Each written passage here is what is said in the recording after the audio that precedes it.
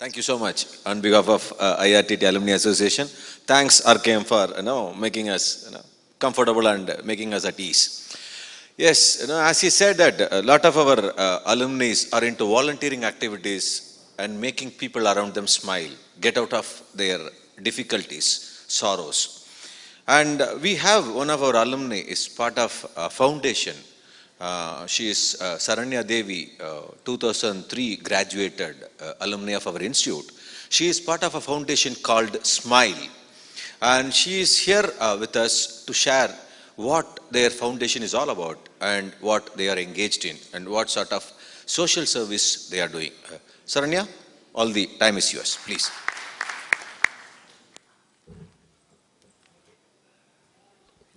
Hello. Okay. Good afternoon for all present here. And let me introduce myself. As he said, I am Saranya Devi Srinivasan, 2003 passed out, and I'm from Electronics and Communication Engineering background. Okay, so I'm here to present about two things. One, this is about the Students Welfare Foundation, and the second is the Smile organization which we have started. So in this Students Welfare Foundation, if you see, okay. So the Students Welfare Foundation, can you please proceed with the presentations? Next slide.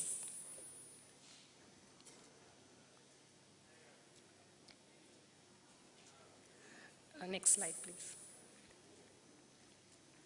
So, Students Welfare Foundation, next one. Yes, next. Okay, so how we started Students Welfare Foundation is we normally have fun during our birthdays in the hostel celebrations. So 2002 we thought that something different our birthday celebrate பண்ணனும்னு போகும்போது we went to NL Karunai Illam in Erode to celebrate a birthday. So அப்போ we looked at the people who are there and the orphanagesல இருக்கிறவங்க அவங்க எவ்வளோ கஷ்டப்படுறாங்க அதெல்லாம் பார்த்துட்டு so then we thought that we should do something to them அப்படின்ட்டு so இந்த ஒரு பர்த்டே பார்ட்டியில் தான் we decided that நம்ம ஒரு ஆர்கனைசேஷன் மாதிரி ஆரம்பிக்கணும்ட்டு so go to the next slide. So அந்த மாதிரி பண்ணும்போது தான் this was taken at the NL Karunai Illam அங்கேருந்து தான் we proceeded with the foundation. Can you please move to the next one? இது ஈரோட்ல தான் இருந்தது. This is an orphanage for both the elders as well as the young students as well.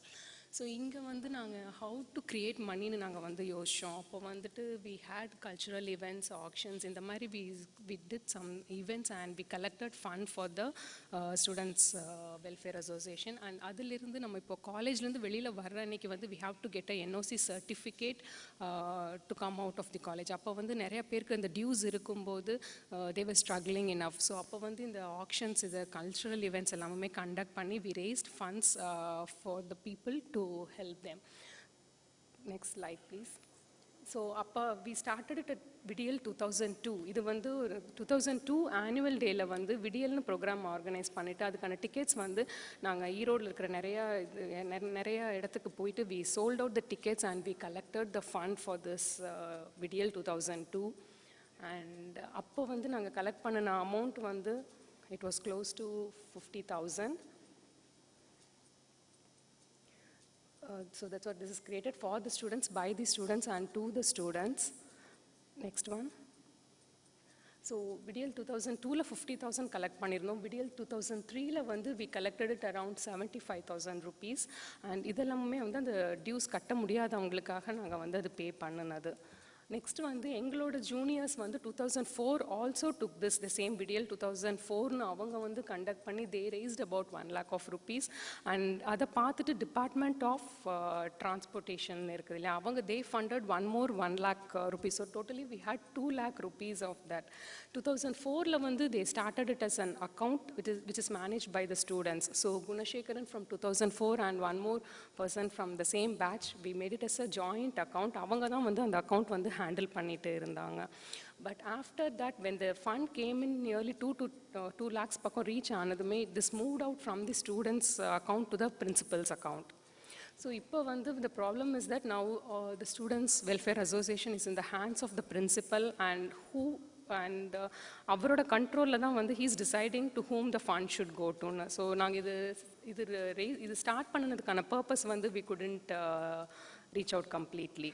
So we are getting so many restrictions and இப்போவுமே வந்து அந்த fund வந்து இப்போது it's not well maintain. Close to 3.5 lakhs of amount வந்து அதில் இருக்குது, which is not utilized properly. So we wanted the alumni's intervention to get it back to the Students Association. இது வந்துட்டு can we go on to the next one? So that's what 2004 வந்து we collected totally of 2 lakhs of rupees and from there it didn't go to much of the beneficiaries. Next one please. So இதெல்லாமே that's what கொஞ்ச நாளைக்கு மட்டும்தான் இது போச்சு. நாங்கள் வந்து இது ஆனுவல் டே அப்போ வந்து we make it as an event for the we make it as an event and we do the collections for the money and that was how this was organized. So the next one, next PPT is about the Smile. Okay, we started it as a Student Welfare Foundation 2002 அதுக்கப்புறம் 2003 we were passed out and 2004 வந்து we thought that we should do something bigger than this அப்படின்ட்டு நாங்கள் வந்து நினச்சோம். And see, the student welfare he was handling for his batch, his 2000 completed graduated student, and he has to pay from his packet to come out of the institute to get the NOC. Because he was coordinating, and this I request our board members to take into consideration that what is the way, whether it was like in our days for our alumni they were deducting money, now student welfare fund, and how the fund management in the system. And Kannan is here to share something and I request Kannan to do it briefly. Yeah, I'm really happy to see this after a long period of time. Okay, to say that I was the joint secretary in 2005 and I was the secretary over there in 2006 for the Students Welfare Fund. So I know Guna and all those people very well. Okay, to frankly say, in 2005, some of our ministers came to our college and they see this, how good the fund is operated, and it is really beneficiary to all of the students who are really coming from the poor background. Okay, so by that time, I forgot the number by that time. So we helped so many people who are all really poor over there. But since there was a fund coming from the government, you know, okay, so what happened? By that time, they want the clear, audit and all those things. Whatever the fund is maintained so far, they were asking all those things. Okay, but to say the truth, actually, since I was there by the secretary, whatever we have shown at the end of the year, right, 50,000, 75,000, all those things is the assumed amount, or it is the expected amount, but unfortunately those amount haven't been collected. So what happened? Since we displayed and we said that this is the amount which has been collected for this year and all those things, by 2006 they were expecting a amount of some 2 or 3, 5, some lakhs, but unfortunately that amount was not there in our account. See, the account was started only in 2000. Yeah, right. Yeah, I got it. 2003 what we did was we just collected it and we gave Yeah, it. Because that's right. But what happened, since we have some auction and all those things, Yes. we were expecting that we will be getting that amount, and we showed that as the amount, but unfortunately we couldn't able to collect it properly. But because the people went out, the secretaries and all those people went out, and we couldn't able to make it out. So since it went into the government intervention, they were asking all the audits and all those things. Okay. So that year also we tried to conduct the same type of event, but by that year we are facing strong, there was some management, it's politics and all happened over there. So unfortunately what happened, even I got into a big stress, collecting those monies and all those things. Since when I am getting my transfer certificate, I couldn't able to get my transfer certificate because whatever I showed that I will be collecting 1 lakh rupees for this account, I couldn't able to make it out. Because of that reason, they were asking all this because it is the expected amount. I was expecting the students will be giving that amount, but unfortunately I couldn't able to make it out. So what happened? They asked me to pay the entire amount, whatever I have declared. Okay, 1 lakh I showed, so you need to pay it from your pocket. So I get out of those struggles with the help of my junior guys and some of my friends. So I just paid from my pocket and gave out. So that's why even in some of our chats in WhatsApp chat, I asked out, what happened to the Students Welfare Fund? Is it really operating successfully? Because I was very eager to know about it. Because by those time it was within our control, and I know that it was operating successfully. But after that, I couldn't even able to know what happened, because even a government fund, so approximately some 3-4 lakhs would be there over there, right? it is on So I don't know what it's really happening over there. Is it really used by our students or not? I'm not sure about it. So that's why I just want to elaborate on this. Thanks, Kanan. Definitely, no, our team has taken into consideration. We will see how this can be taken forward. Thank you so much. Yeah, you may please continue. The next one is the Smile. So we started it as a Students Welfare Foundation, and after we passed out of the college, some of our friends of 2003 batch, they were thinking that they wanted to do something bigger to the society. Appo vandu dhaan they came up with the Smile Foundation. So we have different projects in this Smile organization. So this was just started with the 20 people when we were just spending time on the beach. So we just came about this on 4/4/2004 is what we started this Smile organization. Next one. So idhula vandu we have 4 types of projects. One is called Akshaya, Sadhana, Punnagai Palam, and Siksha. So Akshayangiradhu vandittu, this is for the homes. We go to the orphanages and we help out people. We celebrate birthdays, we celebrate Diwalis or any other functions vandu naanga anga poi pandrom. Sadhana is a project where we are sponsoring for the students who are in need of to pursue their college studies. 12th standardல முடிச்சிட்டு நல்ல mark வாங்குனவங்க வந்து they may be having some issues in financially, they may have some issues with the continuing the higher studies. So அதுக்காக we are raising funds and we are collecting the sponsors and we are providing funds through the Sadhana project. Punnagai Palam vandu we are going to the orphanages to teach them about for the 12th standard tuitions and some personality development skills. Adella vandu if we have the volunteers naanga poi they go and take the lessons for the Punnagai Palam project. And Siksha vandu I am not sure if this is still existing or not. I'm just confident of the 3 things. Siksha vandu again we are going to the villages for the development of the rural places. So next one, see this is an old slide, so you can just see it as a 50 plus active members. Currently vandu we have 600 plus members, but out of 600, 300 are alumni of IRTT and 300 are through various other sources. So the next one, so as I said, these are all the 4 projects that they are executing it. And the reason why I am presenting this is that now through Sadhana we have actually raised 1.5 crore in the total of 10 years of time, and we have given life to almost 2,000 plus students. So இது வந்து 2003, 2004, 2005 batches are the one who are more active here. So the reason why I've come here is I wanted to present this to the seniors. So இங்க ஒரு 3-4 batch students வந்து we were able to collect so much and we were able to help so much. So this I wanted to bring it to the seniors so that if we all join together we can make this as a more successful one and we can help more people as well. So that was the reason I'm here. So that's all I wanted to say about Smile, and these are the things we do it. So main on the Valtax Road, like the government orphanages, these are the orphanages for which we visit regularly.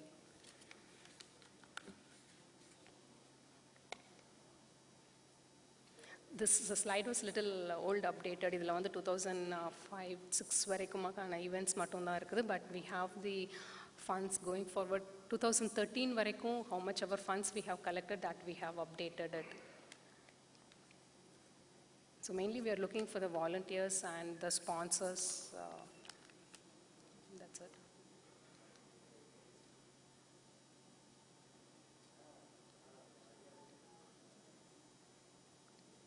So Sikshala vandu we are doing the personality development classes as well as the regular 12th standard tuitions as well.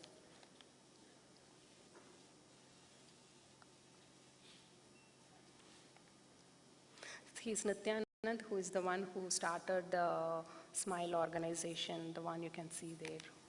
He's from 2003 batch and he's from Electronics and Communication Engineering department. And he's not in the country right now, so he couldn't join today, and I'm just presenting it on his behalf.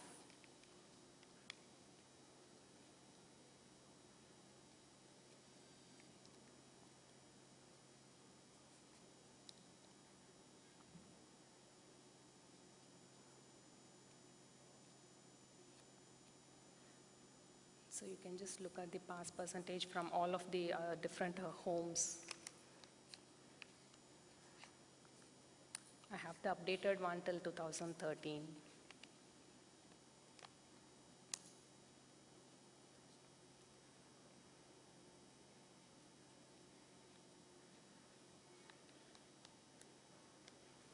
Sadhana, we do a complete background check of the students for their background of their studies as well and their family situations, and based on that we are providing the scholarship. So we are sponsoring for engineering, MBBS, BDS, veterinary as well. So these were the amount that got collected through the SMILE and the sponsors for the Sadhana project.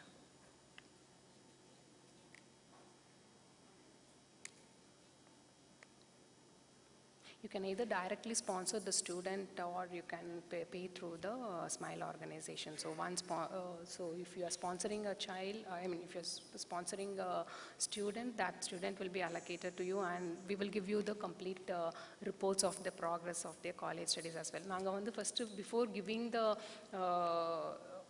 fund to them, we also help them to get the bank loan, study loan also we are trying to get them. And once avங்களுக்கு வந்து the loan கடச்சிச்சுனா, we will stop sponsoring that and we will use that fund for sponsoring any other student.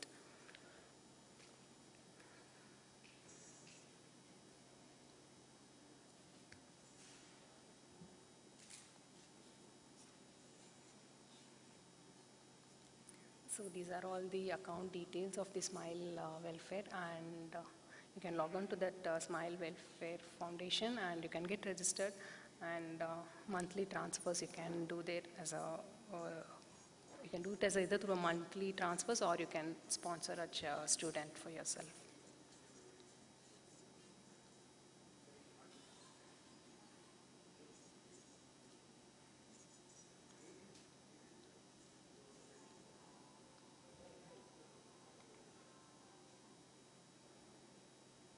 These are the details of the SMILE organization.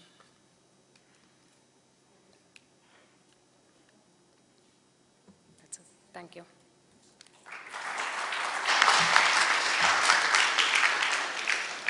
Thank you, Saranya. It's a nice job your foundation is doing. We appreciate your efforts. Thank you so much for sharing details here with us. Yes, we have with us one of our another alumni who is part of a foundation called SPICE. He is Balaji of 2011 graduated batch, and he is here to share with us what is their foundation is all about. Balaji, I request you to just kindly brief about your activities. என்ன topic என்ன விஷயங்கள் அப்படின்றத அவர் உங்கள் கூட பேசுவார். And அவர் பேசி முடிச்சதுக்கப்புறம் நீங்கள் அவர்கிட்ட என்ன கேட்கணுமோ கேட்டு தெரிஞ்சுக்கலாம், like question and answer session. Because நிறைய பேர் மிஸ் பண்ணுற விஷயங்கள் என்ன அப்படின்றத அவர் பேச வந்திருக்காரு. ஸோ பிஃபோர் தட் நான் அவரை பற்றி சொல்லி ஆகணும். நான் முதல்ல கோயம்புத்தூருக்கு வந்து ஷோ பண்ண ஆரம்பித்து செகண்ட் வீக்கில் டாக்டர்ஸ் டே வந்துச்சு. நான் யூஸ்வலி டாக்டர்ஸ் டே அன்றைக்கி என் ஷோவில் டாக்டர்ஸ் மட்டும்தான் பேசுவாங்க. நான் எல்லாருடைய நம்பர்ஸும் கலெக்ட் பண்ணி அவருக்கு டாக்டர்ஸ் டே விஷ் பண்ணேன். ஸோ அன்னையிலேருந்து நானும் அவரும் ஒரு ஃப்ரெண்ட்ஸ் அப்படின்றதெல்லாம் கிடையாது, அவர் எனக்கு காட்ஃபாதர் மாதிரி. அண்ட் எனக்கு வாழ்வியல் சிந்தனைகளை அவர் ப்ரொஃபஷ்னலி டாக்டர், பட் அவர் ஒரு நல்ல டாக்டர். நிறைய விஷயங்கள் வந்து ஷேர் பண்ணியிருக்காரு அவருடைய எக்ஸ்பீரியன்ஸ். பிகாஸ் அவர் அந்த லெவல்லேருந்து வந்ததால் அவர் சொன்ன விஷயங்கள்லாம் வந்து ஒரு போதி மரம் எனக்கு அவர். ஸோ அந்த மாதிரி விஷயங்கள் ஷேர் பண்ணிக்கிறேன். பிகாஸ் டாக்டர் அப்படின்னும் போது யூஸ்வலி நம்ம பார்த்த டாக்டர்ஸ்லாம் வேறு மாதிரி ஒரு ஜேர்னலில் பார்த்துருப்பீங்க. இவர் ஒரு வித்தியாசமான டாக்டர், சர்ஜன். அண்ட் காசு வாங்காமல் சர்ஜரி பண்ணுற ஒரு டாக்டர். அண்ட் சாந்தி சோஷியல் சர்வீஸில் ஃப்ரீ ஆஃப் காஸ்ட்டில் டெய்லி ஒரு 3 hours வந்து அங்கே இருக்கிறவங்களுக்குலாம் வந்து ட்ரீட்மெண்ட் பண்ணிகிட்டு இருக்காரு. அண்ட் யூஸ்வலி ஒரு பேஷண்ட் டாக்டர்கிட்ட போனால் டாக்டருக்கு தான் வந்து காசு வாங்குவாங்க. பட் பேஷண்ட்டோட நிலைமை ரொம்ப பரிதாபமாக இருந்தால் இவர் காசு கொடுத்து அனுப்புவார், போய் நல்லா சாப்பிடுங்க, உடம்பு பார்த்துக்குவாங்க அப்படின்னு சொல்லி. ஏன் இப்படி பண்ணுறீங்க அப்படின்னு கேட்டால், மெடிசன் இஸ் ப்ரொஃபஷன், சர்வீஸ், நான் சர்வீஸ் பண்ண வந்திருக்கேன் அப்படின்னு நான் சர்வீஸ் பண்ண வந்திருக்கேன்னு கேட்ட டாக்டர். ஸோ அவர் வந்து உங்க கூட நிறைய விஷயங்கள் ஷேர் பண்ணிக்க போவார். டாக்டர் அப்படின்னோடனே 2-3 விஷயம் உங்ககிட்ட ஷேர் பண்ணணும். பிகாஸ் ஹாஸ்பிட்டல்லையும் சில சம்பவங்கள்லாம் நடந்திருக்கு. ஒரு அம்மா வேகமாக ஓடி போய் டாக்டர் கிட்ட கேட்டிருக்காங்க, டாக்டர் நீங்கள் எனக்கு ஒரு காரியம் பண்ணணும்னு. காரியம்லாம் ஐயர் வச்சு பண்ணிக்கோங்க, ஆப்ரேஷன் மட்டும் தான் நான் பண்ணுவேன் அப்படின்னு.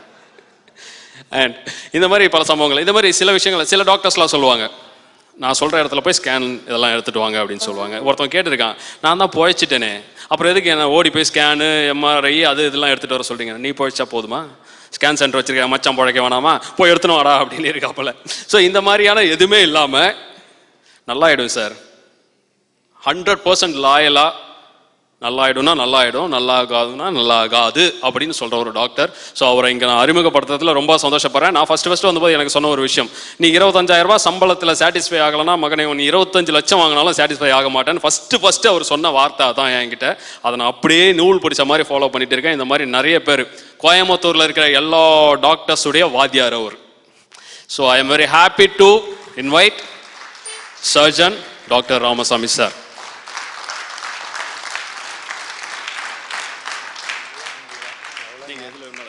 நேரம் இல்லை நீங்கள் எடுத்துக்கோங்க. எல்லோருக்கும் வணக்கம். எல்லாருக்கும் தமிழ் தெரியுமா? ஏன்னா நான் வந்து ஹைஃபை டாக்டர்லாம் இல்லை, நான் ஒரு ரொம்ப கிராமத்துலேருந்து வந்த ஒரு டாக்டர். அதனால் எனக்கு தமிழ்னா ரொம்ப வசதியாக இருக்கும். பரவாயில்லையா? அப்புறம் எத்தனை பேருக்கு மசாலா பிடிக்கும்? பேச்சில் மசாலா. ஏன்னா மசாலா தடவலைன்னா சில டைம் சிரிக்க முடியாது. பட் ஒரு சிலர் வந்து உருன்னு உட்காந்துருப்பாங்க, இவன் என்ன ஏதோ டாக்டர். ஏன்னா எங்களுக்கு வந்து எல்லாமே ஓப்பன், அவ்வளோதான். டாக்டரு போனவுடனே முதல் நாளே டெட் பாடி எல்லாத்தையும் பார்த்துட்டு எல்லா எக்ஸ்ட்ரீமுக்கு போயிடுவோம். சியான் வந்து சொன்னார் இந்த ப்ரோக்ராமு, நான் தெரியாது மறந்துட்டேன் டேட். அப்புறம் நேற்று இன்னைக்கோன்னு ஒரு கன்ஃபியூஷன். எப்படின்னா நான் அதாவது ரெடி பண்ணி முன்னாடியே தயார் பண்ணிட்டு போய் எதுவும் பேசுறதில்ல. அப்போ யோசிப்போம், சரி கடைசி நேரத்தில் யோசிச்சுக்கலாம் அப்படின்னு விட்டுட்டேன். நேற்றெல்லாம் கொஞ்சம் ரொம்ப பிஸியாகி போச்சு. ஆப்ரேஷன் நான் நீங்கள் இங்கே வந்திருக்கத்தால வேலை இல்லாத டாக்டர்னு நினச்சிக்கூடாது. அதனால் நான் வேலைக்கும் போயிட்டு நேற்றெல்லாம் ஃபுல்லாக ஆப்ரேஷன், அதனால் மறந்துட்டேன். கொஞ்சம் ரொம்ப இதுவாக இருந்தது, டைம் இல்லை. சரி அப்புறம் காலைல பார்த்துக்கலான்னு. காலைல நம்மளை என்ன பண்ணுவோம், யூஸ்வலாக எங்கே போய் யோசிப்போம், பாத்ரூமில். இல்லை, பாத்ரூமும் பாரும் தான் நிறைய ஞானிகளே உருவாக்கி இருக்குது இந்த நாட்டில். நல்லா இது பண்ணோம். பாத்ரூமில் போனால் ஒன்றுமே வரல, எல்லாமே வரல. அப்புறம் என்ன, சரி பரவாயில்ல போகட்டும், அங்கே போய் கிளினிக்கில் போய் உட்காந்து யோசிச்சுக்கலாம். அது சாந்தி கேர்ஸில் ஏதோ கொஞ்சம் பேஷண்ட் கம்மியாக இருந்ததுன்னா அந்த டைமில் ஏதோ யோசிச்சுக்கலாம் என்ன பேசுறது அப்படின்னு சொல்லிட்டு யோசிச்சா கடைசி வரைக்கும் டைமே இல்லாத தான் வந்திருக்கிறேன். நான் இது வரைக்கும் யோசிக்கல, இனிமேல் தான் பேச போகிறேன் என்ன. அப்போ வந்துட்டு நான் வந்து முதல்ல ஒரு டாபிக் சஜஸ்ட் பண்ணியிருந்தேன். நான் அதுக்கப்புறம் அதோட மறந்துட்டேன். நிறைய பேர் என்ன சொல்லுவாங்களா, நீங்கள் எல்லாம் கிராஜுவேட்ஸாக இருப்பீங்க, இந்த தீசிஸ்ன்னு ஒன்று கொடுப்பாங்க, எல்லாம் இருக்குதுல்ல, எல்லாம் பண்ணியிருப்பீங்களா, கடைசியில் தீசிஸு அந்த மாதிரி எல்லாம் எங்களுக்கும் இருந்துச்சு போஸ்ட் கிராஜுவேஷனில். அது வந்து என்ன அப்படின்னு சொல்லுவாங்கன்னா, இந்த தீசிஸ்லாம் வந்து எப்படின்னா இந்த கான்ஸ்டிபேட்டட் ஸ்டூல் மாதிரி, மோஷன் வந்து கஷ்டப்பட்டு போகிற மாதிரி. அது ஒரு நாங்கள் ஒரு ஜோக்காக சொல்லுவோம், மோஷன் கஷ்டப்பட்டு போவீங்க, அவ்வளோ கஷ்டப்பட்டு போவீங்க, போன அப்புறம் அது யார் திரும்பி பார்க்குறது, அந்த மாதிரி தான் தீசிஸ் எல்லாமே. நீங்கள் என்னைக்காவது நீங்கள் பண்ண தீசிஸை எடுத்து பார்த்துருக்குறீங்களா? இது வரைக்கும் யாருமே படிச்சிருக்க மாட்டாங்க யாரும் அந்த thesis. It is just like a constipated stool, very difficult to deliver. After delivery nobody wants to look at that. That is the only thing. அந்த மாதிரி இது பண்ண நம்ம ஏதோ ஒரு இதுக்கு ஒரு வயா மீடியா அந்த மாதிரி தான் நானும் ஒரு டாபிக் சொன்னேன். அப்புறம் அது நானே மறந்துட்டேன். அது வந்து என்னென்னா, நான் வந்து சொன்னேன் இந்த மாதிரி ஒரு கான்ஃப்ளூயன்ஸ் ஆஃப், ஏன்னா இந்த காலத்தில் வந்து ஹெல்த்து, அப்புறம் ப்ரொஃபஷன், ஃபேமிலி. ஒரு மனுஷன்னா ஒன்று குடும்பஸ்தனாக இருக்கணும், இல்லைன்னா சாமியாராக இருக்கணும். இப்போ ரெண்டுக்குமே டிமார்கேஷன் வேறு இல்லை. அது வந்துட்டு அது வேறு இப்போ எல்லாம் நேரோவாகி போச்சு. சாமியாருக்கு நிறைய ஒய்ஃபு, மற்றவங்க நமக்குன்னு ஒன்று. அந்த மாதிரி நிறையா இருந்தால் சாமியார், கம்மியாக இருந்தால் குடும்பஸ்தா, அந்த மாதிரி ஆகி போச்சு. ஸோ அதில் வந்து அதுலேயும் வந்து பிரச்சனை இருக்குது. அப்போ குடும்பஸ்தன் அப்படின்னாக்க ஒரு இது பண்ணணுன்னா நமக்கு ஒரு ஹெல்த் வேணும், ஒரு உடல் நலம் வேணும், அப்புறம் வந்து நம்ம குடும்பத்தை நம்ம பராமரிக்கணும், அதே டைமில் வேலையும் பேலன்ஸ் பண்ணணும். இது மூணும் பேலன்ஸ் பண்ணணும். இதுதானே நம்மளோட எய்மு. இப்போ இங்கே இருக்கிறவங்க எல்லாருமே நீங்கள் எல்லாம் ஒன்று எக்ஸிக்யூட்டிவ்ஸாக இருப்பீங்க, இல்லை பிஸ்னஸ் பீப்புளாக இருப்பீங்க, இல்லை எம்ப்ளாய்டாக இருப்பீங்க. பட் இதை மூணையும் நம்ம பேலன்ஸ் பண்ணி எப்படி கொண்டுட்டு போகிறது அப்படிங்கிறதுக்காக தான் வந்துட்டு நான் இதை பேசலான்னு சொல்லிட்டு ஒரு டாபிக் கொடுத்தேன். அதாவது confluence of health, family and profession. இது மூணு எப்படி கொண்டுட்டு போகிறது அப்படின்னு சொல்லிட்டு அதில் நம்ம முதல்ல எடுத்தோம்னா ஹெல்த்து. ஸோ ஹெல்த்தை பற்றி பேசணுன்னா தான் அப்புறம் அடுத்தது ஹெல்த் நல்லா இருந்தால் தானே, சுவர் இருந்தால் தான் சித்திரம் வரைய முடியும் அப்படிம்பாங்க. எ sound mind is in a sound பாடி. அப்போ நல்ல மனசு நல்லா யோசிக்கணும் அப்படின்னாக்கா உடம்பு நல்லா இருக்கணும். உடம்பு எங்கேயாவது ஒரு பக்கம் வலிச்சிட்டு இருந்தால் மனசு எங்கே போய் யோசிக்கிறது? ஒன்றும் யோசிக்காது. அப்போ உடல் தான் முதல் இது. நம்ம உடலால் தான் இந்த உலகத்துக்கு வந்திருக்கிறோம். இந்த உடல் வந்து எப்படி நம்ம பலப்படுத்துறது அப்படின்னு. ஸோ அதில் வந்து ஒரு 2-3 இது இருக்குது. ஒன்று வந்து உணவு, அடுத்தது வந்து உடற்பயிற்சி. இது ரெண்டும் தானே. மூணாவது தான் மருந்து. ஸோ மருந்து இல்லாமல் இப்போ இந்த காலத்தில் வந்து உடல் வளர்க்குறது வந்து ரொம்ப கஷ்டம். மருந்து வந்து ஒரு பகுதியாக ஆகிப்போச்சு, சாப்பாடு மாதிரி ஆகிப்போச்சு. எனக்கு தெரிஞ்ச ஒரு 10,000 கோடி சம்பாதிச்ச ஒருத்தர் இருக்கிறாரு. காலையில் ஒரு கப்பில் ஒரு 35 மாத்திரை எடுத்து வச்சுருப்பாங்க. எடுத்து உள்ளே போட்டுக்கிட்டே இருப்பார். அப்புறம் நைட்டு ஒரு 35, அப்புறம் மத்தியானம் ஒரு 2-3 ஊசி இந்த மாதிரியெல்லாம் குத்திட்டு இருப்பார். அவர் எதுக்கு வாழறாருன்னு அவருக்கும் தெரியல, எனக்கும் தெரியல. ஆனால் பெருமையாக சொல்லிக்குவார், நான் வந்து 15 வயசுலேருந்து இப்படியே இருந்தேன் அப்படின்னு. 15 வயசில் பிச்சைக்காரனாக இருக்கிறவன் எப்படி இப்படி இருக்க முடியும்? அச்சய பாத்திரமா இதுன்னு எப்படி இருக்க முடியும்? நீயே பிச்சைக்காரன், உனக்கு ஒன்றுமே இல்லை, நான் இப்படியே இருந்தேன் 15 வயசுல இருந்தேன் அப்படின்னா பொய். சூது செஞ்சு சம்பாதிக்கிறது, அதை வந்து நான் இப்படியே இருந்தேன் அப்படின்னு சொல்கிறது. அதுக்கு வந்து நான் நிறைய இதெல்லாம் சொல்கிறேன், அதெல்லாம் என்ன நடக்குது அப்படின்னு சொல்லிட்டு. ஸோ அது வந்து உடல் நலம் பேண வேண்டும் அப்படின்னா இப்போ வந்து உணவு தான் முதல்ல உணவு அப்படின்னாவே இப்போ உள்ள சூழ்நிலையில் பார்த்தீங்கன்னா உணவை பற்றி யாரை பேசினாலும் வந்து பயமுறுத்துறாங்க. ஒரு மாதத்துக்கு முன்னாடி இங்கே ஒரு புக் ஃபேர் நடந்துச்சு கொடிசியாவில். அதில் வந்து ஒரு டாக்டர், ஒரு ஃபேமஸ் டாக்டர் டிவிலலாம் நிறையா பேசிகிட்டு இருக்கிறாரு. அவர் பேசுறதுல முக்கால்வாசி தப்பு. அவரே அதை வந்து ஃபாலோ பண்ண மாட்டார். அந்த மாதிரி தான் இருக்கிற டாக்டர். அவர் வந்து பேசுகிறாரு, இந்த சூப்புன்னு ஒன்று குடிக்கிறீங்களா, அது உங்களுக்கு வச்சுக்கிற ஆப்பு அப்படின்னாரு. உடனே அங்கே உட்காந்து 500 பேரும் பயங்கரமான கைத்தட்டல். சூப்பு ஆப்புன்ட்டாரு, நீ அவ்வளோதான், நீ சூப்பே குடிக்கக்கூடாது அப்படின்னு. அடுத்தது இன்னொருத்தர் வந்து பேலியோ டயட் அப்படின்னாங்க. உடனே ஒரு 5000 பேர் அந்த பக்கம் போயிட்டாங்க, பேலியோ டயட் பக்கம் போயிட்டு. சரி, அதுதான் பெஸ்ட் டயட்டு. அதை கண்டுபிடிச்ச ஒரு யார் அப்படின்னா ஒரு டாக்டரே கிடையாது. அவர் ஒரு நான் மெடிக்கோ ஆள். அவர் வந்து அமெரிக்காவில் உட்காந்துட்டு ஆன்லைனில் எல்லாத்தையும் கஸ்டமர்லாம் சேர்த்து அவர் காசு பண்ணிகிட்டு இருக்கிறாரு. இது அதாவது வந்து சாப்பாடை பற்றி யார் சொன்னாலும் கேட்கறதுக்கு ஒரு கூட்டம், பயந்துக்கிட்டே ஐயோ இதை சாப்பிடக்கூடாது, அதை சாப்பிடக்கூடாது, இதை சாப்பிடக்கூடாது, அதை சாப்பிடக்கூடாதுன்னு கேட்கறதுக்கு ஒரு கூட்டம். இன்னொரு கூட்டம் எதை பற்றியும் கவலைப்படல. நான் வந்து நிறையா இந்த மதியானம் போய் சாப்பிட்றதுக்கெல்லாம் நமக்கு ஏதாவது இந்த வெயிட்டெல்லாம் கூட்டிடுது, என்ன பண்ணுறதுன்னு ஒரு 2 சப்பாத்தி வாங்கிட்டு உட்காந்துருப்பேன். ஏதாவது கொஞ்சம் பொரியல் கொடுக்குறீங்களான்னு. பக்கத்தில் ஒருத்தர் பெரிய இலையில அந்த பொரியல்லாம் வச்சுருப்பாங்க. அதையெல்லாம் அந்த இலையை விட்டு வெளியே தள்ளிடுவானுங்க. அந்த பொரியலெல்லாம் இலையை விட்டு வெளியே தள்ளிட்டு ஃபுல்லாக ரைஸாக குமிச்சு நடுவில் ஒரு குழி தோண்டி அதில் சாம்பாரை ஊற்றி சாப்பிட்டுட்டு இருப்பாங்க. பார்த்தீங்கன்னா வெயிட் 100 கிலோ இருக்கும். அந்த மாதிரி வருவாங்க என் கிளினிக்கு. ஒரு சிலர் வந்துட்டியா மாட்டின நீ, உனக்கு கண்டிப்பாக சுகர் இருக்கும் அப்படின்னு சொல்லி செக் பண்ணால் ஒன்றுமே இருக்காது. அவள் வந்து 100 கிலோ வெயிட்டு 100 தான் சுகர் இருக்கும். அதே 40 கிலோ வெயிட்டில் வர 400 இருக்குது சுகர். அப்போ என்ன சொல்லுவோம் நாங்கள் டாக்டர் வந்து என்ன சொல்லுவோம், நீ சுகர் சாப்பிடாது, வெயிட் கூடுச்சுனாக்கா எல்லாம் வரும் அப்படின்னு சொல்லிட்டு நாங்கள் சொல்லிட்டு இருப்போம். வெயிட் கூடுறது எல்லாத்துக்கும் எல்லாம் வர்றதில்ல. எல்லாத்துக்கும் எது கம்ஃபர்டபுளாக இருக்குதோ அதில் வந்து அவங்க வாழ்க்கையை ஓட்டிகிட்டு இருக்கிறாங்க. அதாவது குண்டாக இருக்கிறவங்க, குண்டாக இருந்தால் சக்கரை வியாதி, குண்டாக இருந்தால் ப்ரெஷர் வரும் அப்படின்னா குண்டாக இருக்கிற எல்லாருக்கும் வருதா? வர்றது இல்லையே. அப்போ ஒல்லியாக இருக்கிறவங்களுக்கு வரக்கூடாது, ஏன் வருது? ஸோ இதில் நிறைய காரணம் இருக்குது. இதுதான் கடவுளுடன் படைப்பின் விந்தைகள். கடவுள் வந்து ஒவ்வொருத்தரையும் தனித்தனியாக படைச்சு அனுப்புகிறாரு. அதில் வந்து நாங்கள் வந்து ஏதோ கொஞ்சம் வந்து ரிப்பேர் பண்ணுறதுக்கு ட்ரை பண்ணுவோம். கார் ரிப்பேர் பண்ணுறவன் என்ன பண்ணுவான், யூசர் மேனுவல்னு ஒன்று வச்சுருப்பான். ஏதாவது சந்தேகம் இருந்தால் அதை ஓப்பன் பண்ணி பார்த்துக்குவான், இதில் எந்த இடத்துல நட் இருக்குது, போல்ட் இருக்குது, எல்லாம் பார்த்துக்குவான். டாக்டர் என்ன பண்ணுறது, எங்களுக்கு யூசர் மேனுவல்லாம் கிடையாது. அதை கிரியேட் பண்ணவும் படைக்கல யூசர் மேனுவல். அதனால் நாங்கள் என்ன பண்ணுவோம், டெய்லி ஏதோ ஒன்று ட்ரையல் அண்ட் எரர் டெஸ்ட் ஒன்று கொடுப்போம். சரியா, இன்னைக்கு சரியாச்சுன்னா பார்க்கும், செத்து போயிட்டானா விட்டுருவோம், இல்லை மோசமானா அப்புறம் பார்த்துக்கலாம், என்னமோ ஒன்று நடக்கட்டும் அப்படின்னு சொல்லி. இப்போ அமெரிக்காவில் ஒரு சர்வே எடுத்துருக்குறாங்க. ரீசெண்டாக வந்து ஒரு சர்வே எடுத்து, கனடா அண்ட் அமெரிக்கான்னு நினைக்கிறேன், ஒரு சர்வே எடுத்துருக்குறாங்க. மருந்தால் செத்து போனவன் தான் ரொம்ப பேரான். அவனுக்கு வைத்தியமே பண்ணாத இருந்திருந்தாக்க, மருந்து கொடுக்காத இருந்திருந்தால் நிறைய பேர் பொழைச்சிருப்பாங்களா. மருந்து கொடுத்ததால நிறைய பேர் செத்து போயிட்டாங்க. ஸோ மருந்தால் செத்தவங்க அதிகம் அப்படின்னு சொல்லிட்டு ஒரு சர்வே. இதெல்லாம் வெளியே வராது, ஏன்னா வெளியெல்லாம் விடமாட்டாங்க. விட்ட மருந்து கம்பெனிக்காரெல்லாம் அப்புறம் கேஸ் போட்டுருவாங்கல்ல, மருந்து சம்பாதிக்கிறவங்க தயாரிக்கிறவங்களாம் என்ன பண்ணுவான்னு சொல்லி. அதனால எதை சொன்னாலும் கேட்கறதுக்கு ஒரு கூட்டம், எதை சொன்னாலும் கேட்காததுக்கு ஒரு கூட்டம். அது மாதிரி எதை சொன்னாலும் கேட்காதவங்க நல்லா இருக்கிறத பார்த்துருக்குறேன். எதை சொன்னாலும் பயந்துக்கிட்டே கேட்டவங்க யாருமே நல்லாவே இல்லை. அதுதான் என்னோட அனுபவத்தை நான் பார்த்துருக்குறேன். அதாவது வந்து ஒரு பேலியோ டயட் சாப்பிட உடனே குறையும் அப்படின்னாக்கா, நாளைக்கு போகிறேன் அந்த பேலியோ டயட் அந்த பர்க் ஸ்கூலில் ஒரு இதில் ஒரு கேம்ப் போட்டிருக்கிறாங்க. அந்த ரோடு ஃபுல்லாக பிளாக்ட், ரோடு எல்லாம் பயங்கர ஜாம். நான் ஏதோ சிஎம்ஏ வந்திருக்கிறாங்க போல இருக்கு, வரதுக்கு வாய்ப்பு இல்லை. இருந்தாலும்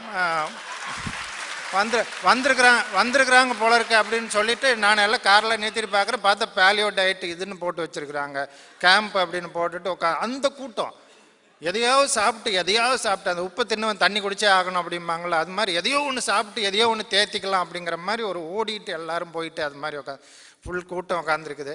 எதுவுமே வந்து இதில் நமக்கு பண்டைய காலத்தில் என்ன சாப்பிட்டோமோ அதுதான் பெஸ்ட் உணவு. பண்டைய காலம்னா என்னது அப்படின்னா, அதாவது ரசாயன கலவைகள் இல்லாத உணவுகள். இந்த கெமிக்கல்ஸ் ஆட் பண்ணுறதுல தான் வந்துட்டு எல்லா எஃபெக்ட்ஸும் வருது. அதாவது பாடி மெக்கானிசம் இருக்குது, பாடியில் வந்துட்டு டிஃபென்ஸ் மெக்கானிசம்னு ஒன்று இருக்குது, உடம்புக்குள்ளேயே வச்சுருக்குறோம். அது நிறையா நீங்கள் அன்வான்ட் இது எது பண்ணாலும், ஒன்று ஸ்மோக் பண்ணுறீங்களோ இல்லை ட்ரிங்க்கா இல்லை சாப்பிட்றதுல கெமிக்கல்ஸ் உள்ளே போகுதா, அது நடக்கிற டேமேஜை அது அப்பப்போ ரிப்பேர் பண்ணிக்கிட்டே இருக்கும். இதெல்லாம் நம்மளாட்டு உணர முடியாது. இந்த அன்னோன் மெக்கானிசம் உடம்புல இருக்குது, ரிப்பேர் மெக்கானிசம் எல்லாத்தையும் ரெக்டிஃபை பண்ணிக்கிட்டே இருக்கும். அந்த ரெக்டிஃபை பண்ணுற மெக்கானிசம் வந்து ஒவ்வொரு இண்டிவிஜுவலுக்கும் வேரியேஷனாக, ஒருத்தருக்கு ஸ்ட்ராங்காக இருக்கும், ஒருத்தருக்கு வீக்காக இருக்கும், ஒருத்தருக்கு இல்லாமலே போயிருக்கும். ஸோ அங்கே தான் டிசீஸ் வருது. அது இருக்குதா இல்லையான்னு கண்டுபிடிக்கவே முடியாது. நீங்கள் ரெக்டிஃபைங் மெக்கானிசம் இருக்குதா, அதை ஏதாவது டெஸ்ட் பண்ணி கண்டுபிடிச்சிக்கலாமா அப்படின்னா அது முடியாது. ஸோ அப்போ உங்கள் உடம்புக்கு வந்து எந்த உணவு வந்து உங்களுக்கு இம்சை பண்ணலையோ, அதை தொல்லை பண்ணலையோ அந்த உணவு நீங்கள் இது பண்ணலாம். முடிந்த அளவுக்கு வந்துட்டு ரசாயன கலவைகள், அப்புறம் செயற்கை உணவுகள், செயற்கையாக ரெடி பண்ண உணவுகள், அப்புறம் ரெடிமேடு. நம்ம வீட்டில் எல்லா வீட்லேயும் ஒரு ஃப்ரிட்ஜுன்னு ஒன்று வச்சுருக்குறோம். அதுதான் வந்து உலகத்திலேயே நிறையா வியாதிக்கு வந்து பெட்டியே அதான். அது வந்து குளிர் சாதம் பெட்டியோ குளிர் பெட்டியோ ஏதோ ஒரு பெட்டியை வச்சுட்டு அதில் வியாதி பெட்டி ஆகிப்போச்சு. நிறைய பேர் என்ன பண்ணுறாங்கன்னா, காலையில் சமைச்சு எடுத்து உள்ளே போட்டாங்கன்னா அடுத்த சண்டே தான் அடுத்தது. ஒரு எவ்ரி சண்டே குக்கிங், அதுக்கப்புறம் 1 வீக் அந்த அதே தான் ரீசைக்கிள் ரீஹீட்டிங். இதில் வந்து ஸ்மெல் மட்டும்தான் வராத இருக்கும். நீங்கள் ஃப்ரிட்ஜுக்குள்ளே போட்டிங்கன்னா ஸ்மெல் மட்டும்தான் வராத இருக்கும், கெமிக்கல் ரியாக்ஷன் கண்டிப்பாக வரும். நீங்கள் 1 2 எல்லாம் போட்டு எல்லாம் மிக்ஸ் பண்ணி உள்ளே வைக்கிறீங்க, உள்ளே வச்சிங்கன்னா அதோட ரியாக்ஷன் இருக்க தான் செய்யும். அது வந்து முடிந்த அளவுக்கு வந்து நீங்கள் அப்பப்போ தயார் செய்த உணவுகள் சாப்பிட்ணும். உங்களுக்கு எது ஒத்துக்குதோ அதை சாப்பிட்ணும் மெயினாக. அடுத்தது ரசாயன கலவை இல்லாத உணவுகள் சாப்பிட்ணும். வெஜிடேரியனா நான் வெஜிடேரியனா அந்த பேச்சுக்கெல்லாம் ஒன்றும் இல்லை, ரெண்டுமே ஒன்று தான் அப்படின்னு சொல்லிட்டு நாங்கள் இது பண்ணோம். ஏன்னா நிறைய பேர் என்ன சொல்லுவாங்கன்னா, ஐயோ நான் வெஜிடேரியனா அதெல்லாம் அப்படின்னா சாப்பிடவே கூடாது. அது அந்த காலத்தில் என்ன பண்ணால் மனுஷன் துரத்திட்டு போய் வேட்டையாடி அதைத்தான் சாப்பிட்டுட்டு இருந்தான். அதுக்கப்புறம் தான் அகத்திய முனிவர் வந்தார், பயிர் வச்சு வெஜிடேரியன் இதெல்லாம் சாப்பிட்லாம்ப்பா அப்படின்னு சொல்லிட்டு இருந்தார்.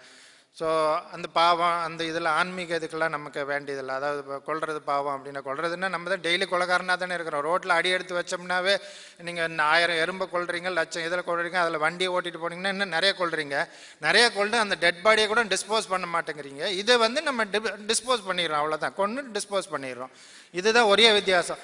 நாங்கள் வந்து மனுஷனையும் சேர்த்துக்கொள்ளுவோம், அவ்வளோதான். கொஞ்சம் ஒரு பக்கம் கொஞ்சம் வித்தியாசமாக போயிடும். சரி, அந்த மாதிரி அந்த கான்ட்ரவர்சிக்கெல்லாம் போக வேண்டாம். ப்ராட் கைட்லைன் இதுதான். ஆர்டிஃபிஷியல் இது முடிஞ்ச அளவுக்கு அவாய்ட் பண்ணுங்க. எஸ்பெஷலி வந்து இந்த பல கலர் பாட்டிலில் போட்டு விற்கிற கூல்ட்ரிங்க்ஸ் எல்லாம் கொஞ்சம் அவாய்ட் பண்ணிங்கன்னாவே ஹெல்த் நல்லாயிருக்கும். ஸோ அதை அவாய்ட் பண்ணிவிட்டு இளநீர் அந்த மாதிரி ஒரு இயற்கையாக கிடைக்கிற இதை வந்து, அப்புறம் அதை நீங்கள் அருந்தி, அது மாதிரி பழங்கள்னால் நீங்கள் இதில் வந்துட்டு யூரோப்பில் விளையிற ஆப்பிள் வந்து சாப்பிடணும், சுவிட்சர்லாந்தில் ஆப்பிள் விளைஞ்சோன்னா அது இங்கே வர வரைக்கும் எப்படி வரும்னு உங்களுக்கே தெரியும். அதில் எத்தனை லேயர்ஸ் ஆஃப் பேரஃபின் வந்து கோட் பண்ணுறாங்க, வேக்ஸ் தடவி அது அழுகாத இருக்கணும்னு கொண்டுட்டு வராங்க. அந்த ப்ராசஸ் தான் வந்து பாடிக்கு டேமேஜ் பண்ணுறது. அந்த நம்ம வந்து என்ன பண்ணுறோம் அப்படிங்கிறது. நிறைய பேர் அரிசி சாப்பிட்டா, ஏன்னா நாங்கள் டாக்டர்ஸே வந்து என்ன சொல்லுவோம், அரிசியே சாப்பிடக்கூடாது அப்படின்னாங்க. ஒரு 20 வருஷத்துக்கு முன்னாடி சக்கரை வியாதிக்காரங்க அரிசி தொடக்கூடாது, கோதுமை தான் சாப்பிடணும். அதில் ஒரு டாக்டர் ஒரு எக்ஸ்ட்ரீமுக்கே போனார். அவர் ஒய்ஃபை வச்சு கோதுமையில் போண்டா சுடுறது, கோதுமையில் தோசை சுட்டு காமிக்கிறது, இதையெல்லாம் ஒரு கேன்டீனே வச்சு அதில் ஒரு பிஸ்னஸ் பயங்கரமாக பண்ணார். பயங்கரமாக பண்ணி நிறைய கோடியே சம்பாதிச்சிட்டார், அது வேறு விஷயம்.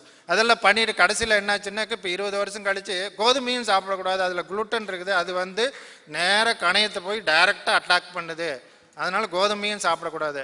நம்ம சாப்பிட்றதுல வந்து ஒரு மாவு சத்து உள்ள உணவு அப்படின்னாக்கா கோதுமை, அரிசி, இது ரெண்டை விட்டா என்ன இருக்குது இந்தியாவில்? மாவு சத்து உள்ளது. அப்போ ரெண்டுமே சாப்பிடக்கூடாது. அப்போ கோதுமை சாப்பிட சொன்னால் 20 வருஷமாக கோதுமை சாப்பிட்டு கொன்ன டாக்டர் என்ன சொல்கிறது? எத்தனை பேர்த்த கொண்டுட்டார்?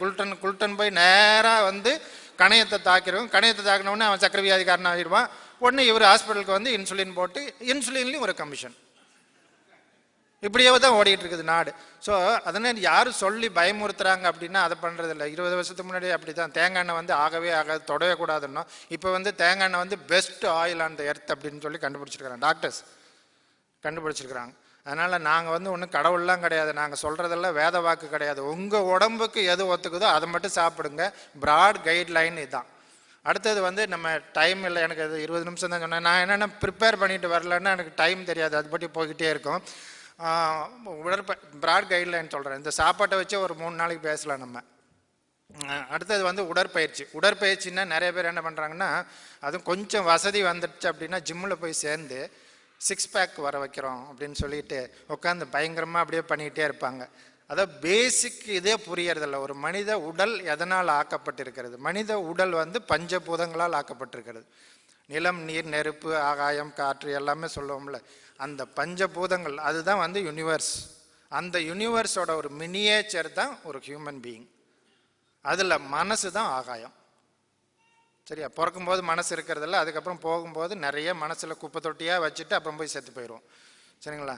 அதுதான் வந்து இந்த பஞ்சபூதங்கள் அடங்கிய ஒரு உடம்புக்கு ஒரு ஜிம்மில் போய் எப்படி எக்ஸசைஸ் கொடுக்க முடியும்? ஜிம்மில் கொடுத்தா என்ன பண்ணுவாங்க? உங்கள் ஜாயிண்ட் வேணால் பெண்டு பண்ணி விடுவாங்க, இல்லை ஏதாவது நேர் பண்ணி விடுவாங்க, ஏதோ ஒன்று பண்ணுவாங்க. உங்கள் மசில் ஏதோ டெவலப் பண்ணி விடுவாங்க. அடுத்தது முக்கியமானது இருக்குது, பிளட் சர்க்குலேஷன் ஒன்று இருக்குது, ஆக்சிஜனேஷன் ஒன்று இருக்குது.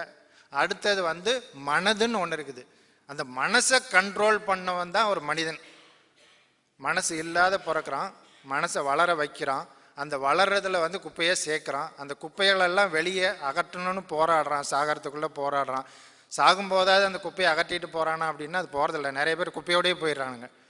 ஸோ அதுக்கு தான் வந்து எக்ஸசைஸ். அப்போ ஒரு இந்த 3 இதுக்கு ஒரு 3 கேடரில் வந்துட்டு ஒரு எக்ஸசைஸ்னா, ஜிம்மில் போய் எக்ஸசைஸ் சொல்கிறேன்னா, walking is the best exercise. Walking is the best exercise. அதாவது நாங்கள் என்ன சொல்லுவோம்னா, உங்ககிட்டயே ஒவ்வொருத்தருகிட்டையும் 2 டாக்டர்ஸ் இருக்கிறாங்க. உங்கள் வலது கால ஒரு டாக்டர், உங்கள் இடது கால ஒரு டாக்டர். இந்த டாக்டரை நீங்கள் ஒழுங்காக யூஸ் பண்ணிங்கன்னா 3வது டாக்டரை தேடி போக மாட்டீங்க அப்படிங்கிறது தான் வந்துட்டு இது பண்ணி. இப்போ என்னென்னா, வீட்டு போர்ட்டிக்கோவில் இல்லை, நிறைய பேர் இப்போ வீட்டில் ஹாலில் தான் வண்டியை நிறுத்துறானுங்க. ஹாலில் வண்டியை நிறுத்திட்டு அங்கேருந்தே வண்டியை எடுத்து அப்படியே போயிடுறது. போயிட்டு நேராக ஹாலில் கொண்டாந்து வச்சிடுறது உள்ள. அது மாதிரி இருந்தீங்கன்னா நீங்கள் எங்கே எக்ஸசைஸ் எங்கே இருக்குது? வாக்கிங் எங்கே இருக்குது?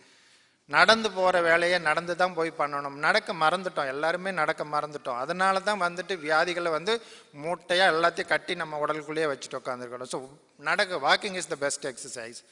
அடுத்தது வந்து நான் வந்து இன்சிஸ்ட் பண்ணுறது வந்து யோகா.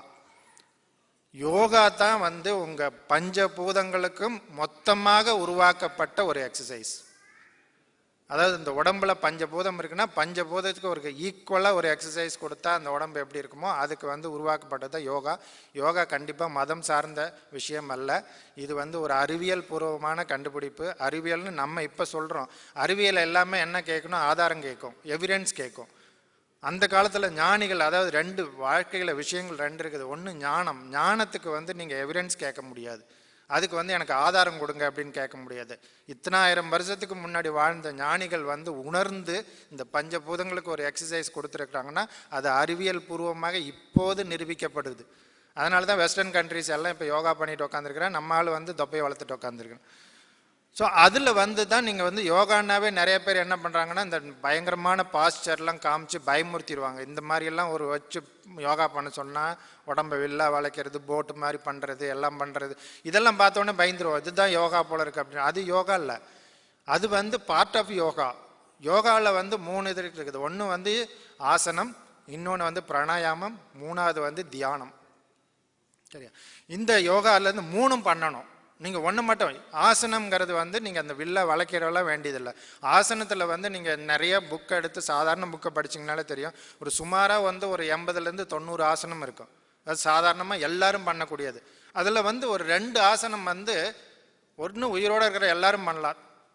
தடாசனம், அதாவது வந்து நேர் நில் அப்படின்னு சொல்லுவோம்ல நம்ம. அட்டென்ஷனில் நிற்கிறதுக்கு முடியாதா? உயிரோடு இருந்து அட்டென்ஷனில் நிற்கல எல்லாருமே.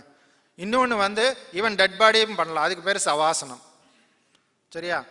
டெட் பாடி கூட பண்ணலாம். டெட் பாடி எப்படி படுத்துருக்குமோ அப்படி படுத்துக்கிட்டிங்கன்னா அதுக்கு பேர் சவாசனம். இந்த ஆசனம் வந்து உங்களுக்கு எது ஒத்து வருதோ, அது எந்த சூட்டபுளாக இருக்குதோ, அது எந்த புக்கு வேணாலும், நிறைய புக்கு இருக்குது, நிறைய இதெல்லாம் இருக்குது. இதை வச்சு நான் ஒரு பெரிய ஆர்டிக்கல் எழுதினேன். தினமலரில் வந்து யோகா பற்றி ஒரு ஆர்டிக்கல் எழுதினோடனே எல்லோரும் என்ன நினச்சிட்டாங்க, நான் யோகா மாஸ்டர் நினச்சிட்டாங்க. நீங்கள் உங்கள் சென்டருக்கு நாங்கள் வரோங்க, யோகா சொல்லித்தாங்க அப்படின்னு. யோகா மாஸ்டரில் யோகாவோட பலனை அறிந்தவன் நான். வந்து யோகா பண்ணுறேன், யோகாவோட பலனை அறிந்தவன். அதனால் நான் மற்றவங்களுக்கு சொல்கிறேன். அது வந்து நீங்கள் குறைஞ்சது ஒரு 4 ஆசனம் பண்ணலாம். 4 ஆசனம் பண்ணிவிட்டு பிராணாயாமம் வந்து மூச்சு பயிற்சி. உங்கள் ரத்தத்தை வந்து சுத்தம் படுத்தணும் அப்படின்னாக்க நீங்கள் மூச்சு பயிற்சி பண்ணியே ஆகணும். உள்ளே நல்லா இழுக்கணும். இழுத்து ஒரு நல்ல அமைதியாக உட்காந்துட்டு ஒரு மூச்சை நல்லா இழுத்து ஒரு 8 எண்ற வரைக்கும் உள்ளே இழுத்துக்கிட்டே இருங்க. அப்புறம் ஒரு 10 ஒரு 12 எண்ற வரைக்கும் உள்ளே பிடிச்சி நிறுத்தி வைங்க. நிறுத்தும் போது தான் அந்த கேஸ் எக்ஸ்சேஞ்சுன்னு சொல்லிட்டு அந்த லங்ஸில் வந்து நுரையீரலில் வந்து இந்த பக்கம் கேஸ் இருக்கும், இந்த பக்கம் வந்து பிளட் இருக்கும். இதுக்கு ரெண்டுக்கும் டிரான்ஸ்போர்ட் நடக்கணும். இந்த ஆக்சிஜன் அங்கே போகணும், அங்கேருந்து கார்பன் டை ஆக்சைடு இங்கே வரணும். அதுக்கு வந்து நீங்கள் கொஞ்சம் டைம் கொடுக்கணும். ஸோ அது வந்து நீங்கள் ஒரு 10 12ன்னு எண்ணிட்டு கொஞ்சம் நேரம். இது இனிஷியலாக வந்து நீங்கள் எடுத்த உடனே 20 ட்ரை பண்ணுங்கிறதில்ல. இனிஷியலாக ஒரு 4 எண்ற வரைக்கும் இழுங்க, ஒரு 8 எண்ற வரைக்கும் உள்ளே பிடிங்க, அப்புறம் ஒரு 10 எண்ற வரைக்கும் ஃபோர்ஸ்ஃபுல்லாக வெளியே எக்ஸ்பயர் பண்ணணும்.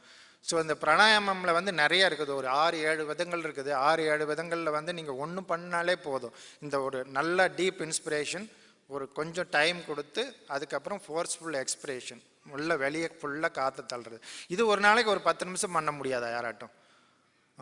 எல்லாருமே பண்ணலாம், யாரும் பண்ணலாம். இதுக்கப்புறம் தான் நிறைய உங்களுக்கு அந்த லெஃப்ட் இடது பக்கம் நாசிலாடை, வலது பக்கம் நாசிலாடை, அதெல்லாம் வந்து அட்வான்ஸ் ஸ்டேஜில் நீங்கள் பண்ணலாம். நீங்கள் முதல்ல வந்து அதாவது வந்து இதை மூச்சில் வந்து நாங்கள் எதுக்கு இவ்வளோ தூரம் கான்சென்ட்ரேட் பண்ணுறோம் அப்படின்னா, வெறும் எக்ஸசைஸ் மட்டும் பண்ணிட்டு ஓடிட்டு நல்லா ஓடிட்டு இருந்து நீண்ட ஆயுள் வாழலாம் அப்படின்னு நினச்சா இந்த மான் முயல் ரெண்டும் தான் ரொம்ப ஓடுறது. பார்த்துருக்குறீங்களா? ரொம்ப ஓடும், எப்போதும் பயந்துக்கிட்டே இருக்கும். அதுக்கு ரெண்டுக்குமே அல்பாயுசு, ரொம்ப கம்மி வருஷம்.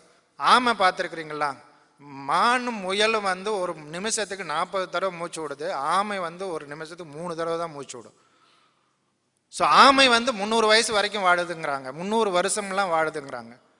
எதனால வாழுது? மூச்சை அடக்க தெரிந்தது, நிதானமாக மூச்சு விட தெரிந்தது ஆமை. அது வேக வேகமாக அவசரப்பட்டு அவசரத்திலேயே போய் சேர்ந்தது முயலும் மானும். ஸோ அதனால் நீங்கள் அந்த மூச்சை அடக்குனீங்கன்னாவே நிறைய விஷயங்கள் அடங்கிடும்.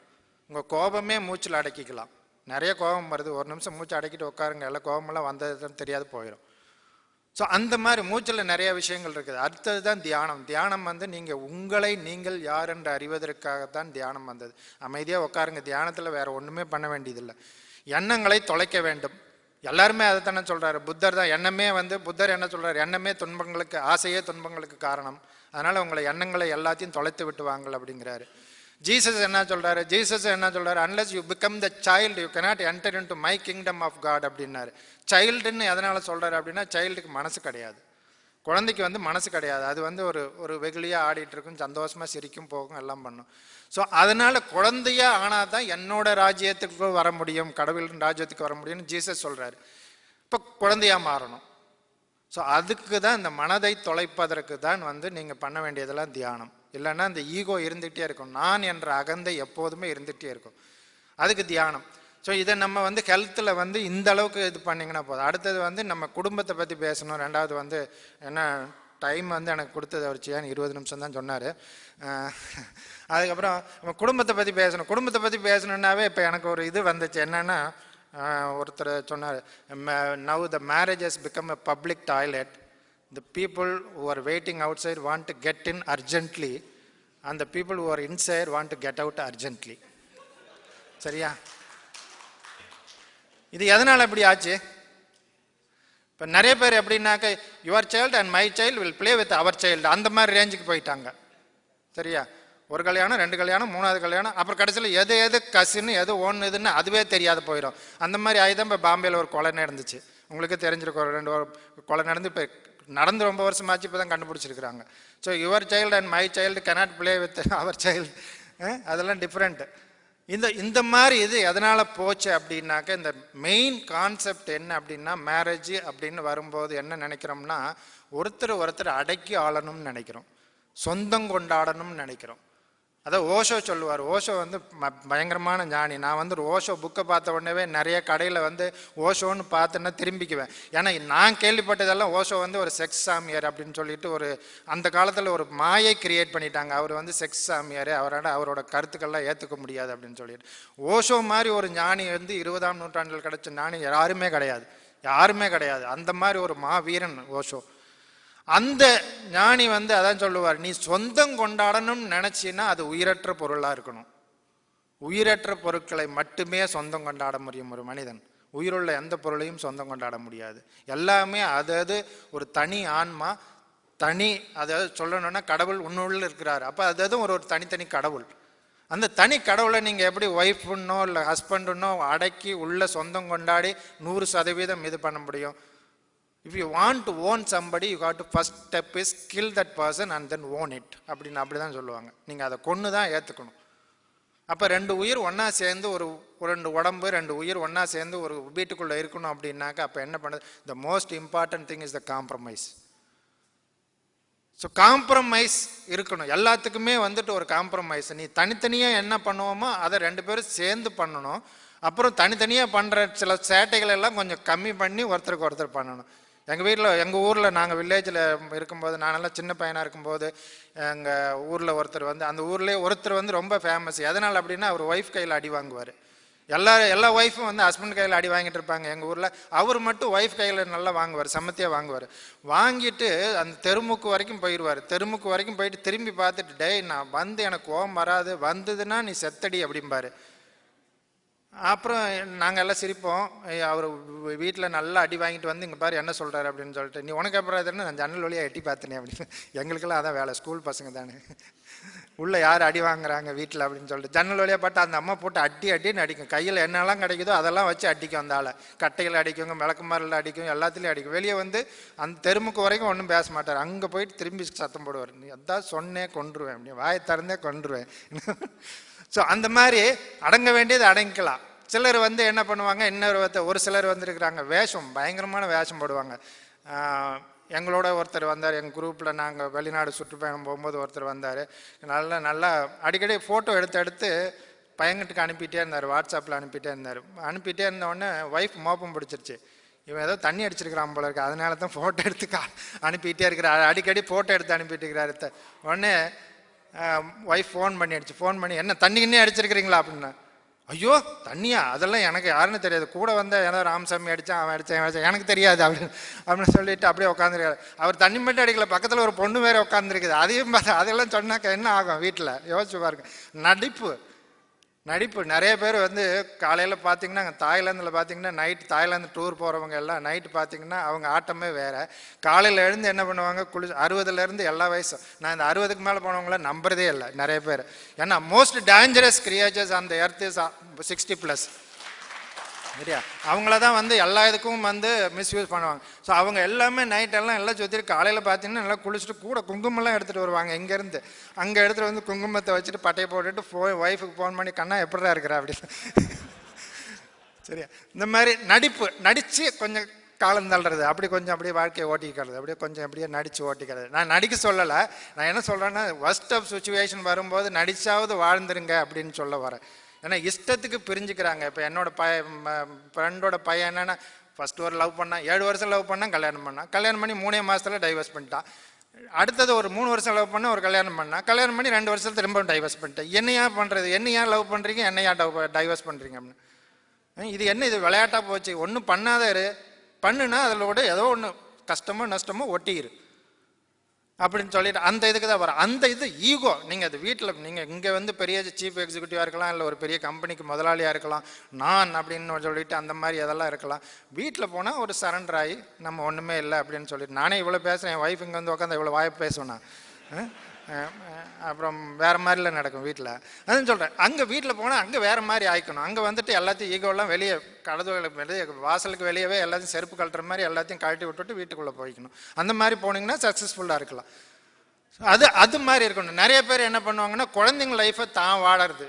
குழந்தைங்க லைஃப் வந்து, அதாவது நான் ஒரு சீஃப் எக்ஸிக்யூட்டிவ், இப்போ நான் டாக்டர், என் பையன் டாக்டரே ஆகணும்னு நான் ஃபோர்ஸ் பண்ணேன்னா எப்படி இருக்கும்? அதே மாதிரி நான் டாக்டர் ஆகிட்டேன், ஏதோ ஒரு லக்கில் நான் டாக்டர் ஆகிட்டேன், உடையாது அது என்னமோ ஒன்று நடக்குது, டாக்டர் ஆகிட்டேன். இல்லைன்னா நான் 10ஆம் கிளாஸ் முடிக்கிற வரைக்கும் பார்ட் டைம் மாடு மேய்ச்சிட்டு விவசாயம் பார்த்துக்கிட்டு ஒரு ஸ்கூலுக்கு போகிறது எப்படின்னா எங்களுக்கெல்லாம் ஒரு ஹாபி. ஒரு இந்த வேலை ரொம்ப கஷ்டமாக இருக்கிற அன்றைக்கி ஸ்கூலுக்கு ஓடிடுவோம். ஸோ அந்த மாதிரி வீட்டில் வேலை, விவசாயத்தில் வேலை ரொம்ப பலமாக இருக்குது, அன்றைக்கி ரொம்ப கஷ்டமாக இருக்குது, புழிஞ்சிடுவாங்கன்னா ஸ்கூலுக்கு ஓடிடும். அந்த மாதிரி ஓடி அதில் படித்து அதில் எப்படி மெரிட்டில் தான் வாங்கினேன், காசு கொடுத்துல வாங்கலை. காசு இருந்தேன்னா அப்புறம் ஏன் நான் அங்கே உட்காந்து கஷ்டப்பட்டுட்டு இருக்கிறேன். ஸோ அந்த மாதிரி வாங்கினேன் ஏதோ ஒரு அதிர்ஷ்டத்தில். அதுன்னா தள்ளிட்டு வந்துருச்சு, நம்மளுக்கு ஏதோ ஒரு உந்துதல் இருந்துச்சு, அது தள்ளிட்டு வந்துச்சு. டாக்டர் ஆனேன், அப்புறம் அறுவை சிகிச்சை நிபுணர் ஆனேன், அப்புறம் லேப்ரோஸ்கோபி நிபுணர் ஆனேன் அப்படின்னு சொல்லிட்டு அதெல்லாம் ஒரு விளையாட்டு தான். ஸோ அதே மாதிரி எல்லாரும் பண்ணணும் அப்படின்னு நினச்சாக்க முடியாது. ஏன்னா ஒவ்வொருத்தரும் வந்து தனி ஆன்மா. நான் அதை திரும்ப சொல்கிறேன், ஒவ்வொருத்தரும் ஒரு தனி ஆன்மா. அவங்களுக்கு விருப்பம் வெறுப்பம் எல்லாமே இருக்குது, வெறுப்பு இருக்குது, எல்லாம் இருக்குது. அதை ஃபோர்ஸ் பண்ணக்கூடாது. எனக்கு தெரிஞ்ச இப்போ ஒரு சீனியர் டாக்டர் இருக்கிறார் எனக்கு தெரிஞ்சவர், அவர் ஒரே பையன் பிறந்ததுலேருந்தே அவன் நர்சிங் ஹோம் வச்சிருக்கிறார், ஹாஸ்பிட்டல் வச்சிருக்கிறார், அவன் டாக்டர் ஆகணும் டாக்டர் ஆகணும் டாக்டர்னு குத்தி அப்புறம் எப்படியோ படுக்க வச்சு அந்த ராசிபுரத்தில் ஒன்று இருக்குது, மாடெல்லாம் கட்டி வச்சு மேய்க்கிறாங்களா அந்த மாதிரி ஸ்டூடெண்ட்ஸை வச்சு கட்டி வச்சு மேய்ப்பாங்க ராசிபுரத்தில். அதாவது எப்படின்னா மணி அடித்தா சாப்பிடணும், மணி அடித்தா தூங்கணும், மணி அடித்தா இது பண்ணி, எப்படி ஒரு மனுஷன் அப்படி முடியும்? மணி அடித்தா தூங்கணும், 100 பேர் இருந்தால் 100 பேர் 100 விதமாக தூங்குவாங்க, 100 விதமான டைமில் தூங்குவாங்க. அதை அடித்து படித்து எப்படியோ ஒருத்தன் டாக்டர் ஆக்கி மெஷின் மாதிரி ஆக்கி அப்புறம் டாக்டர் ஆக்கி விட்ருவானுங்க.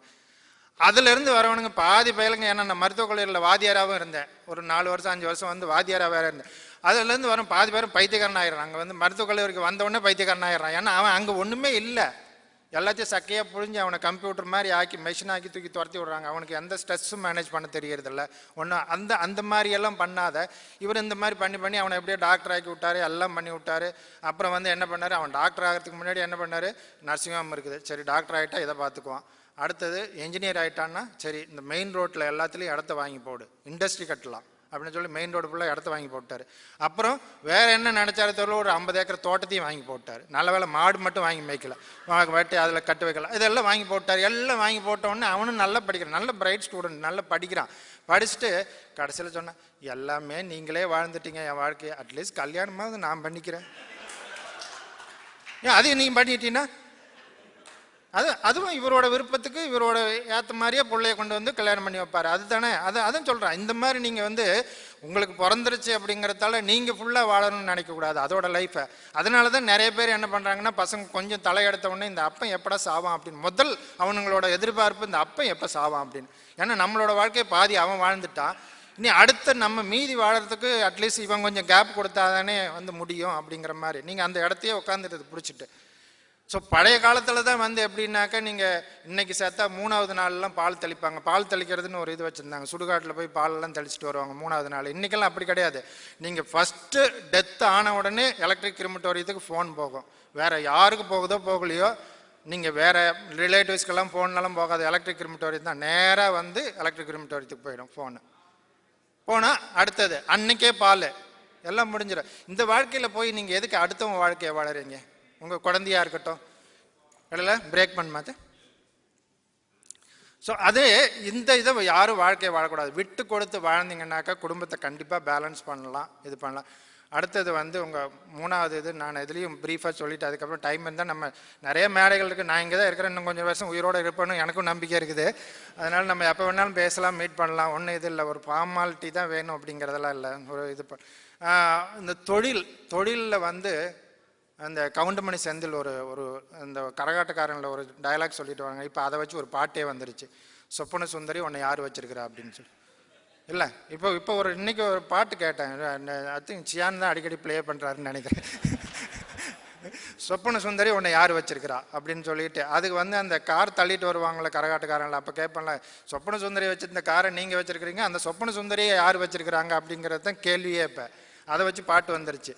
அதில் வந்து ஒரு பயங்கர ஒரு சயின்டிஃபிக் தான் ஒரு உண்மையை பொதிச்சு வச்சிருக்கிறாங்க. அப்படின்னா மனுஷனும் பொருளாக மாறினால் கை மாறிக்கொண்டே இருப்பான். சொப்பன சுந்தரி ஒரு பொருளாக பார்க்கப்பட்டால் கை மாறிக்கொண்டே தான் இருப்பாள். இன்னைக்கு இங்கே இருப்பாள், நாளைக்கு இன்னொருத்தங்கிட்ட இருப்பாள், நாளன்னைக்கு இன்னொருத்தங்கிட்ட இருப்பாள். பொருளாக பார்க்காதீங்க, மனிதரை மனிதனாக பாருங்கள். அது மாதிரி பொருள் தேடல் இருக்க வேண்டிதான், நம்ம அளவுக்கு தேடணும். அந்த பொருள் வந்து நமக்கு நம்ம வாழும் காலத்தில் அது வந்து நமக்கு பிரயோஜனப்பட வேண்டும். அடுத்த ஜென்மம் இல்லை வாரிசுக்கு சேர்த்து வைக்கிறேன் அப்படி தான். ஒரு 10,000 அந்த சொல்லலை, அந்த ஆளை வச்சு நான் நிறையா எக்ஸாம்பிள் சொல்லிக்கிட்டே 10,000 கோடி சம்பாதிச்சாரு, ஒன்றுமே இல்லாத ஆள் 10,000 கோடி சம்பாதிச்சுட்டு கவலை, ஒரே கவலை, என் சொத்தில் என் பையனும் பொண்ணும் காப்பாற்றுவாங்களா? 2 பேருக்குமே திறமை இல்லை. கண்டிப்பாக இல்லை, 2 பேர்த்துக்கும் திறமை. அந்த சொத்தை காப்பாற்ற முடியாது. ஏன்னா முக்கால்வாசி தொட்டு ஃப்ராடாக வந்தது, அது எப்படி காப்பாற்ற முடியும்?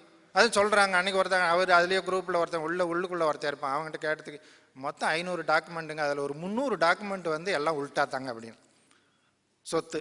இதை வந்து எப்படி காக்க முடியும்? நீ சம்பாதிக்கிற சொத்தை தான் காப்பாற்றணும் அப்படின்னு நினச்சின்னா ஒரு 4 நாய்க்குட்டியை வாங்கி கட்டி விட்டுரு, அது பாட்டியை காப்பாற்றிட்டே இருக்கும் அப்படின்னு சொல்லிட்டு நீ ஏன் பையனை பெக்கிற இல்லை பொண்ணை பெக்கிற?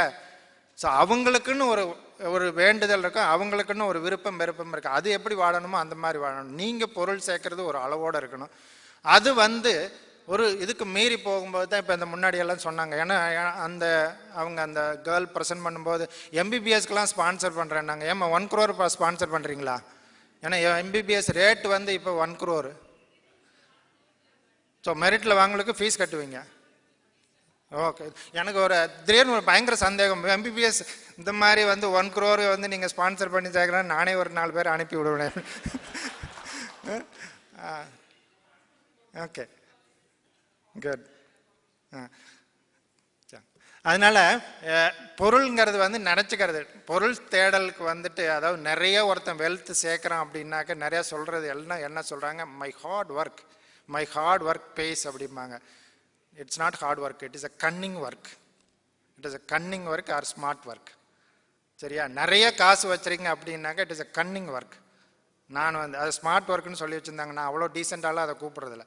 அது it is a Canning work.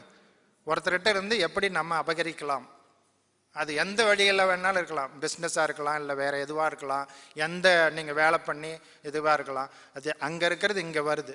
அதுக்கு வந்து ஒரு கன்னிங் ஒர்க் தேவை. அந்த கன்னிங் ஒர்க்கை தான் நீங்கள் பண்ணி அதை சம்பாதிக்கிறீங்க.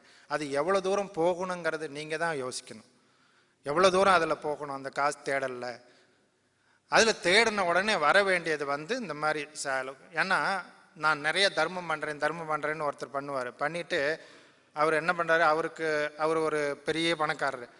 அவர் கேவிகேன்னு ஒரு ப்ரோக்ராம் நடத்திட்டு இருக்கிறாரு. அதில் வந்து அதில் இருக்கிற அந்த டிரைவர் வந்து இந்த கவர்மெண்ட்டு இந்த மாதிரி ஊழல்வாதிகள் தான் இருக்கிறாங்க. எப்போதுமே அன்கோ கவர்மெண்ட்டில் நிறையா ஸ்கீம் இருக்குது. எவ்வளோ சென்ட்ரல் கவர்மெண்ட்லேருந்து ஃபண்டு வாங்கலாங்கிறது ஒரு 15-20 ஸ்கீம் இருக்குது. அது நமக்கு யாருக்குமே தெரியாது. நீங்கள் சும்மா ஒரு ஒரு போர்டு வச்சுட்டு ஒரு லெட்டர் பேட் அடித்து ஒரு ஸ்டாம்பை வச்சுட்டு போனீங்கன்னாக்கா அதுக்கு ஒரு ஃபண்டு. அந்த மாதிரி ஒரு ஆர்கனைசேஷனில் நிறையா இருக்குது, நான் பார்த்துருக்குறேன். ஸோ அதில் வந்து ஒரு டிரைவர், அந்த டிரைவரை இவர் யூஸ் பண்ணிக்குவார். அந்த டிரைவருக்கு வந்து சம்பளம் வந்து சென்ட்ரல் கவர்மெண்ட் கொடுக்குது. சென்ட்ரல் கவர்மெண்ட்டுக்கு சம்பளம் வந்து டிரைவரோட சம்பளம் 28,000 ரூபா. அந்த 28,000 வாங்கி இவர் 15,000 ரூபாயை பாக்கெட்டில் போட்டுட்டு அவனுக்கு கொடுக்கறது 13,000 ரூபா. ஆனால் அவங்ககிட்ட கையெழுத்து வாங்குறது 28,000 ரூபாய்க்கு. இவர் வந்து ஒரு 5,000 கோடிக்கு அதிபதி. இது வந்து எனக்கெல்லாம் தெரியாது அப்படின்னு நினச்சிக்கிட்டு இவங்க எல்லாம் பண்ணிட்டு இருக்கிறாங்க. நீங்கள் சம்பாதிக்கணும், ஒரு அளவுக்கு மேலே சம்பாதிக்கணும். இப்போ நானே வந்து என்னோட வாழ்க்கையில் வந்து நான் ஒரு எம்எஸ் படிச்சிருக்கிறேன், அதுக்கு மேலே படிச்சிருக்கிறேன். நான் ஒரு 10 கோடி சம்பாதிக்கணும்னு ஆசைப்பட்டேன்னா இதில் ஏதோ ஒரு வழியை நான் ஃபாலோ பண்ணால் தான் முடியும். ஒன்று மருந்தில் ஏமாற்றணும், இல்லை அறுவை சிகிச்சைக்கு வந்து நான் ஒரு அப்நார்மலாக நிறையா வந்து நான் சார்ஜ் பண்ணி அவனை எக்கச்சக்கமாக சார்ஜ் பண்ணணும், இல்லை எல்லாத்துலேயுமே ஏமாற்றணும். ஸோ இங்கே இந்த ஏமாற்றம், இந்த பொருள் தேடல்ங்கிறது வருதுன்னா எங்கே நிறுத்துறதுன்னு தெரியாதான் நிறைய பேர் போய்கிட்டே இருக்கிறாங்க. அதில் தப்பு மேலே தப்பு நடந்துட்டுருது, குற்றம் மேலே குற்றம் நடந்துகிட்டே இருக்குது. எல்லாருமே இதை வந்து உணர்ந்தால் போதும். கன்னிங் ஒர்க் இருந்தால் மட்டும்தான் நிறையா சம்பாதிக்க முடியும். ஹார்ட் ஒர்க்கெல்லாம் வந்துட்டு உங்களுக்கு எவ்வளோ தேவையோ அதை மட்டும்தான் சம்பாதிக்க முடியும். ஸோ அந்த அளவுக்கு சம்பாதிச்சு இருந்தால் போதும், அந்த அளவுக்கு நம்ம ஹாப்பியாக இருந்தால் போதும். ஸோ அதனால் ப்ரொபோஷன் வந்து நமக்கு இருக்குது, சோறு போடுறது ப்ரொபோஷன். ஸோ அதுக்கு உள்ள மரியாதையை கொடுக்கணும், அதுக்கு உள்ள இதை வந்து நம்ம சம்பாதிக்கணும். அதே லெவலுக்கு வந்து நம்ம அதுக்கு ஹாப்பியாக இருக்கணும். அல்டிமேட்டாக என்ன பண்ணுறோம், சம்பாதிக்கிறது, வேலை செய்கிறது எல்லாமே வந்து அல்டிமேட்டாக என்ன, நம்ம வாழறதுக்கு, சந்தோஷமாக வாழறதுக்கு. இந்த சந்தோஷமாக வாழறது அப்படின்னாக்க சாக்ரட்டிஸ் சொல்லுவார், unexamined life is not worth living அப்படிம்பாரு. அன்எக்ஸாமின் லைஃப் அப்படின்னா உன்னோட வாழ்க்கையை நீ பரிசோதனை பண்ணலைன்னா அந்த வாழ்க்கை வாழ்ந்து பிரயோஜனமே இல்லை, அது பயனே இல்லை அப்படின்னு சாக்ரட்டிஸ் சொல்கிறது. அடுத்தது வந்து இந்த மாதிரி நாலடியாரில் ஒன்று சொல்லு, அறிவது அறிந்து, அஞ்சுவது அஞ்சு, அடங்கி, உருவது உலகு உவப்பச் செய்து, பெறுவதனால் இன்புற்று வாழும் இயல்புடையார், எஞ்ஞான்றும் துன்புற்று வாழுதல் அரிது.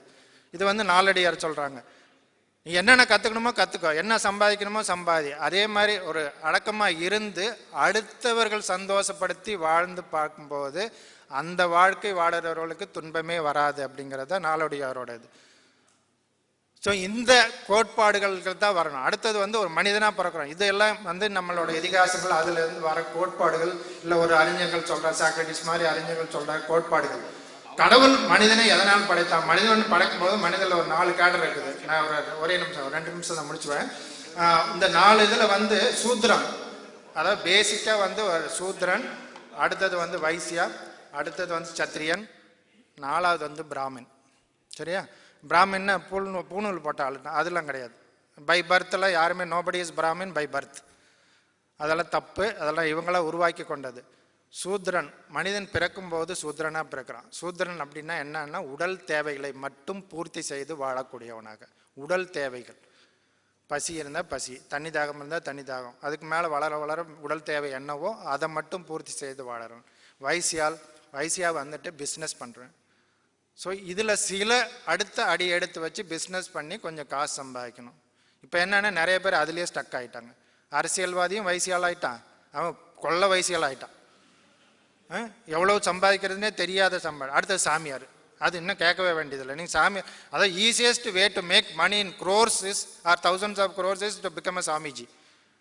ஏன்னா அங்கே சாமிஜி அங்கே எல்லாம் ஊழலும் பண்ணி ஊருக்கு எல்லாம் இதெல்லாம் உபதேசம் பண்ணுவார், எல்லாம் பண்ணுவார். என்கிட்ட ஒரு சாமியார் வந்தார், அவர் 70-75 வயசு இருக்கும். இடுப்புக்கு கீழே முன்னாடியும் போச்சு பின்னாடியும் போச்சு, எல்லாமே ரிப்பேர். இடுப்புக்கு கீழே நான் புரிஞ்சுக்குவேன்னு நினைக்கிறேன். அப்போ நான் முன்னாடியும் யூஸ் பண்ணியிருக்கிறாரு, பின்னாடி யூஸ் பண்ணி என்ன யூஸ் பண்ணாருன்னு எனக்கு தெரியல. அவர் எல்லாம் பெயினில் அப்படியே துடிக்கிறாரு. வந்துட்டு எங்கெங்கேயோ பார்த்துட்டு சரியாகலன்னு சொல்லிட்டு என்கிட்ட யாரோ கேள்விப்பட்டு மறைமுகமாக வராரு. வந்துட்டு கூட ஒரு 4 கைத்தடி பயங்கரமான பவர்ஃபுல்லாக ஆளுங்க எல்லாம் வந்துட்டு, சாமியார் பயங்கர பவர்ஃபுல் சாமிங்க, 28 கோயில் கட்டியிருக்கிறாருங்க. லேடிஸ்க்கெல்லாங்க வந்தாங்கன்னா அப்படியே பார்ப்பாருங்க, பார்த்துட்டு உங்கள் கர்ப்பப்பையில் கட்டியிருக்குது, நீ போய் டாக்டர் பாருங்க. யோ எப்படியாது ஸ்கேனு கம்பெனி ஒரு கண்ணையவே ஸ்கேனாக யூஸ் பண்ணிக்கலாம் போல இருக்குது. அது லேடிஸ்க்கு மட்டும்தான் பார்த்து சொல்லுவார், ஜென்ஸுக்கெல்லாம் பார்த்து சொல்ல மாட்டேன். ஜென்ஸுக்கெல்லாம் உள்ள அவருக்கு அந்த சீ த்ரூ இதெல்லாம் கிடையாது. லேடிஸ் பார்த்தோன்னே you can see through everything. So அந்த மாதிரி பண்ணி தான் அப்புறம் முன்னாடி பின்னாடி எல்லாம் போய் அப்புறம் என்கிட்ட வந்திருக்கிறாரு. அப்புறம் அந்த மாதிரி சாமியார் 5000 கோடி அந்த மாதிரி ஈஸியஸ்ட் வேகேஜ் மேக்கிங் மணி இந்த சாமிஜி இந்த மாதிரி எல்லாம் ஆகணுமா வேண்டாம். அடுத்த ஸ்டெப்பு போகணும் மனசு. அடுத்த ஸ்டெப்பு வந்து சத்திரியன் வந்து கொஞ்சம் தியாகம் பண்ணக்கூடிய ஆள், போர் வீரன். ஸோ அதில் தான் வந்து அவன் தியாகம் பண்ணி சில வந்து நன்மைகளை அடைய வேண்டும் அப்படின்னு சொல்ற. அடுத்தது பிராமின் வந்து எந்த நன்மை தீமைகளை எல்லாம் பார்க்காமல் அவன் வந்து ஆதி மூலத்தை அடைய வேண்டும் என்று விரும்புபவன். அதாவது நம்ம எங்கேருந்து வந்தோம், எங்கே போக போகிறோம், இந்த மனித பிறவியோட என்ன நோக்கம் என்ன. வரோம், கத்திக்கிட்டே இருக்கிறோம், நாய் மாதிரி குறைச்சிக்கிட்டே இருக்கிறோம், 4 பேர் பார்த்து குறைக்கிறோம், இவனை பார்த்து சிக்னலில் பார்க்குறீங்களே, ரோட்டில் பார்க்குறீங்களா, இவன் அவனை பார்த்துட்டுவான், அவன் இவனை பார்த்துட்டுவான், போட நாயை பார்த்து போக முடியாதம்மா, அவன் நீ பார்த்து போக முடியாதம்மா, இப்படி இது வாழ்நாள் ஃபுல்லாக இப்படியே போய்கிட்டே இருக்கும். இதுதான் நோக்கமா? இதுதான் மனிதனுடைய நோக்கமா? பிறந்ததின் நோக்கம் என்ன? எங்கேருந்து வந்தோம்னு தெரியாது, எப்படி வந்தோம்னு தெரியாது. நம்ம விரும்பியா வந்தோம் கிடையாது, எப்படி வந்தோம்னு தெரியாது. அப்பா அம்மான்னு சொல்கிறோம், காரணம் சொல்கிறோம். என்ன போட்டி வந்து அங்கேயே நிர்ணயிக்கப்பட்டு விட்டது. அதாவது கரு உருவாகும் போது போட்டி நிர்ணயிக்கப்பட்டது. நாங்கள் விந்தணுக்கள் வந்து 20 மில்லியனுக்கு கம்மியாக இருந்ததுன்னா இது கருத்தரிக்கிறதுக்கு வாய்ப்பே இல்லைன்னு சொல்லிடுறோம். அந்த 20 மில்லியனில் ஒரே ஒரு விந்தணு மட்டும்தான் தேவை கருத்தரிக்கிறதுக்கு, ஒரே ஒரு விந்தணு. ஸோ மீதி உள்ள அத்தனை மில்லியனுக்கும் இந்த ஒரு ஆள் போட்டி போட்டுட்டு ஓடுறான். ஸோ ஓட்டப்பந்தயம் வந்து அங்கே உருவாக்கப்படுகிறது, கருவியில் உருவாக்கப்படுகிறது. அதனால தான் மனுஷனுக்கு வந்து இந்த வெறி எப்போதுமே சாகிற வரைக்கும் வெறி அடங்கவே அடங்காது. ஓடுற வெறி, அடுத்தவனை ஜெயிக்கணுங்கிற வெறி. ஏன்னா அங்கேயே ஜெயிச்சு தானே வந்திருக்கிறான். மனிதன் பிறந்ததே ஒரு வெற்றி வரலாறு, அங்கே உள்ள வந்து வெற்றி நடந்திருக்குது. அதனால் வந்து அது மட்டுமே நோக்கம் அல்ல. நோக்கம் வந்து நம்மளுக்கு பிறந்ததெல்லாம் என்ன நடக்குதோ நடக்கலையோ கண்டிப்பாக சாவு உண்டு. ஸோ இறக்கும் முன்பாக நாம் எங்கே போகிறோம், எதனால் இந்த மனித பிறவி எடுத்தோம் அப்படின்னு வந்து எதனாக்க இந்த அநியாயங்கள்லாம் அழிந்துவிடும். அதெல்லாம் அந்த மாதிரி மனசே நமக்கு வராது. நியாயமான இதுகள் செய்யலாம், சேவைகள் செய்யலாம். அதில் வந்தது தான் இந்த மாதிரி இந்த சேவைகள்லாம், ஸ்மைல்ஸ் இந்த மாதிரி இதெல்லாம். ஏன்னா நிறைய பேர் வந்து உடல் தேவை, மன தேவை, இதையெல்லாம் தாண்டி ஒரு ஆன்ம தேவை ஒன்று அடையணும்னு சொல்லிட்டு ஆரம்பித்தது தான் இந்த சோஷியல் சர்வீஸ். ஸோ அதையும் நிறைய பேர் கமர்ஷியலாக பண்ணிட்டு இருக்கிறாங்க. கமர்ஷியலாக பண்ணக்கூடாது. பண்ணினீங்கன்னாக்க சோஷியல் சர்வீஸ் பண்ணுறோன்னு வெளியே தெரியறது எதுக்காக அப்படின்னா, அதை பார்த்து ஒரு 4 பேர் இன்னும் பண்ணுவாங்கங்கிற ஒரே குறிக்கோளுக்கு நீங்கள் வெளியே சொன்னீங்கன்னா அது வந்து உயர்ந்த நோக்கம் சோஷியல் சர்வீஸ். இந்த மாதிரி நம்மளை மாதிரி 4 பேர் இல்லை, நான் பண்ணுறேன் 4 பேர் இந்த மாதிரி பண்ணுறேன்னு சொல்லிட்டு என் கிளாஸ்மேட் ஒருத்தர் இருக்கிறான். நிறைய பேர்கிட்ட வசூல் பண்ணி ஒரு 5 ட்ரஸ்ட் வச்சுருக்கிறான். அது ட்ரஸ்ட்டுன்னு ஒன்று வச்சுருக்கிறானுங்க. அது எதுக்கு வச்சுருக்கிறானுங்க எனக்கு தெரியல. அவன் எல்லாத்திட்டையும் வசூல் பண்ணி வச்சிருக்கேன். நான் சொன்னேன், எனக்கு காசு இருந்தால் நானே போய் நேராக பண்ணிக்கிறேன், நான் யாருக்கிட்டையும் கொடுத்தெல்லாம் பண்ண சொல்ல மாட்டேன் அப்படின்னு. நான் அது மாதிரி நேராக பண்ணிக்கேன். அந்த ஒரு நோக்கத்தோடு வாழ்ந்தால் நாம் போகும் இடம் எங்கேங்கிறது தெரியும். அந்த நோக்கி தான் நான் ஓடினேன். அதனால தான் நான் வந்து இந்த அளவுக்கு பேசுகிறதுக்கு வந்திருக்கிறேன். ஏன்னா நான் வந்து அதான் சொல்லலை, ஒரு ரொம்ப சாதாரண குடும்பத்திலேருந்து வந்து எனக்கு வந்து எல்லாம் சம்பாதிச்சு ஒரு வீடு கட்டுறதுக்கே எனக்கு வந்து பல வருஷங்கள் தாண்டி ஓடும்போது அப்போல்லாம் எனக்கு பேசுகிறதுக்கு டைமும் இருந்ததில்லை, இந்த மாதிரி சிந்தனைகள் வந்ததில்லை. அப்புறம் ஓரளவுக்கு வந்த அப்புறம் நான் அப்புறம் தான் நினச்சேன், சரி நம்ம வந்ததோட நோக்கம் இது மட்டும் இல்லை, இது வீடு கட்டினோம்னா அடுத்தது ஹாஸ்பிட்டல் கட்டுவோம், ஹாஸ்பிட்டல் கட்டினா அடுத்தது இன்னும் வேறு ஏதாவது கட்டணும்னு சொல்லிகிட்டே இருந்தோம். இப்படி மாற்றிட்டு இந்த ஆசைகளுக்கு அது ஒரு பக்கம் போகும், அதுக்குன்னு வேலையே செய்யாதில்ல. அதான் நான் சொன்னேன்ல, இன்றைக்கும் எனக்கு இப்போ ஆப்ரேஷனுக்கு 3 மணிக்கு ஆப்ரேஷன் இருக்குது. ஸோ இதனால் இந்த இதை சொல்கிறதுக்காக தான் நான் வந்தேன். இந்த மாதிரி நான் என்ன உணர்ந்ததோ, what you practice you preach, otherwise you don't preach. அவ்வளோதான், வெரி சிம்பிள். சரியா? நீங்கள் என்ன அதை உபயோகப்படுத்துகிறீங்களோ அதை மட்டும் ப்ரீச் பண்ணுங்கள். அடுத்தவங்களுக்கு மட்டும் சொல்லிவிட்டு ஊருக்கு உபதேசம் நான் ஒன்றும் பண்ண மாட்டேன் அப்படின்னு சொன்னாக்கா அது இட்ஸ் வேஸ்ட். அதை சொல்லி இந்த அருமையான வாய்ப்பளித்த சியான் அவர்களுக்கும் மற்றொரு காது கொடுத்து கேட்ட அனைவருக்கும் நன்றி கூறி விடைபெறுகிறேன். நன்றி, வணக்கம். இது லஞ்ச் தானே, இல்லை இன்னொரு இது வச்சுருக்கிறீங்களா? இல்லை, we have some other program. அதான் லஞ்சுக்கு முன்னாடி நான் வந்துட்டேன்னு அதுவே ஒரு பெரிய இது. லஞ்ச் வெளியே அங்கே ஸ்மெல் வந்துட்டுருக்கோம். அதனால் சூப்பெல்லாம் தாராளமாக குடிக்கலாம். சூப்பும் அதுக்கும் சில சயின்டிஃபிக் இது இருக்குது. சூப்பு ஒரு நல்ல ஒரு அப்பிடைசர் தான். எனக்கு தாராளமாக சூப்பு குடிக்கலாம். Thank you so much, sir. Very nice for sharing your experience and expertise with us. On behalf of IRTT Alumni Association and our team members, we thank you so much. Thank you for your wonderful speech. We are just a bit rushing up as some of our members are supposed to leave back today itself after the lunch. So we are going to have two important programs. One, another alumni of us who is going to brief us about the foundation he is involved in. Balaji is going to take 3 to 5 minutes to sum it up his involvement and the activities about the foundation. Balaji, please rush it up. Before we start the activity, I explain about our activities. Please watch these videos, please.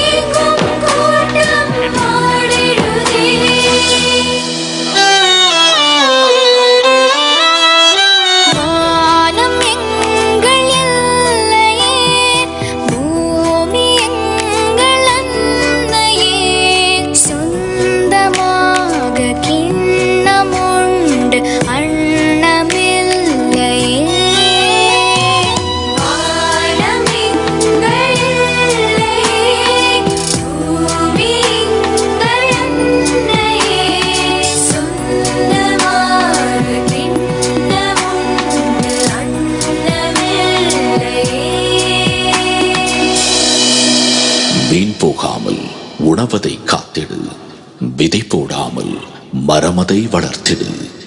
வாழ்க பாரதம், Vande Mataram.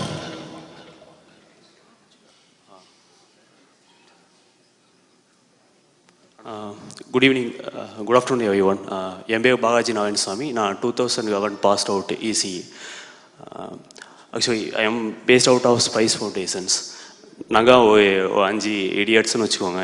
சோசியலுக்காக work பண்ணுறோன்னு சொல்லிட்டு இருக்க ஜாபெலாம் quit பண்ணிவிட்டு social project பண்ணுவோம் அப்படின்னு start பண்ணது. First நாங்கள் involve ஆன ப்ராஜெக்ட் வந்து நோ ஃபுட் வேஸ்ட். ஏன்னா இந்தியாவை பார்த்திங்கன்னா 3 கோடி பேர் டெய்லியுமே சாப்பிடாமல் நைட்டு தூங்கிட்டு இருக்காங்க. இது வந்து யூஎனோட ரிப்போர்ட்டு. ஆக்சுவலி 3000 குழந்தைங்க வந்து கரெக்டான நியூட்ரிஷன் கிடைக்காம ஒவ்வொரு நாளுமே செத்துட்ருக்கு. அட் தி சேம் டைம் நம்ம ப்ரொடியூஸ் பண்ணுற 30% ஆஃப் ஃபுட்டை வந்து வேஸ்ட் மட்டுமே பண்ணுறோம். மெயினாக பார்த்தீங்கன்னா இந்த ஃபங்க்ஷன்ஸு, மேரேஜ் காஸ், இது எல்லாத்தையுமே. ஸோ இந்த 2 டிமாண்ட் எப்படி மேட்ச் பண்ணுறது அப்படின்ற இனிஷியேட்டிவோடு ஸ்டார்ட் பண்ணது தான் நோ ஃபுட் வேஸ்ட். ஸ்டார்டிங் வந்து கவர்மெண்ட் பஸ்ஸை யூஸ் பண்ணி ஒரு இடத்து எங்கே ஃபுட் எக்ஸஸ் ஃபுட் இருக்கோ அதை கலெக்ட் பண்ணி நீடி பீப்புள்ஸ் கொண்டு போய் டொனேட் பண்ணுவோம். அதை வந்து 2.5 இயர்ஸ்க்கு முன்னாடி. அதுக்கப்புறம் ஒரு பைக் யூஸ் பண்ணி அந்த பைக் மூலமாக ஃபுட்டை பிக்கப் பண்ணி கொடுத்துட்டு இருந்தோம். இப்போது we are using omni van to pick up the food. Almost we are operating in 8 cities of Tamil Nadu and also India new டெல்லியை கூட ஆப்ரேட் பண்ணுறோம்.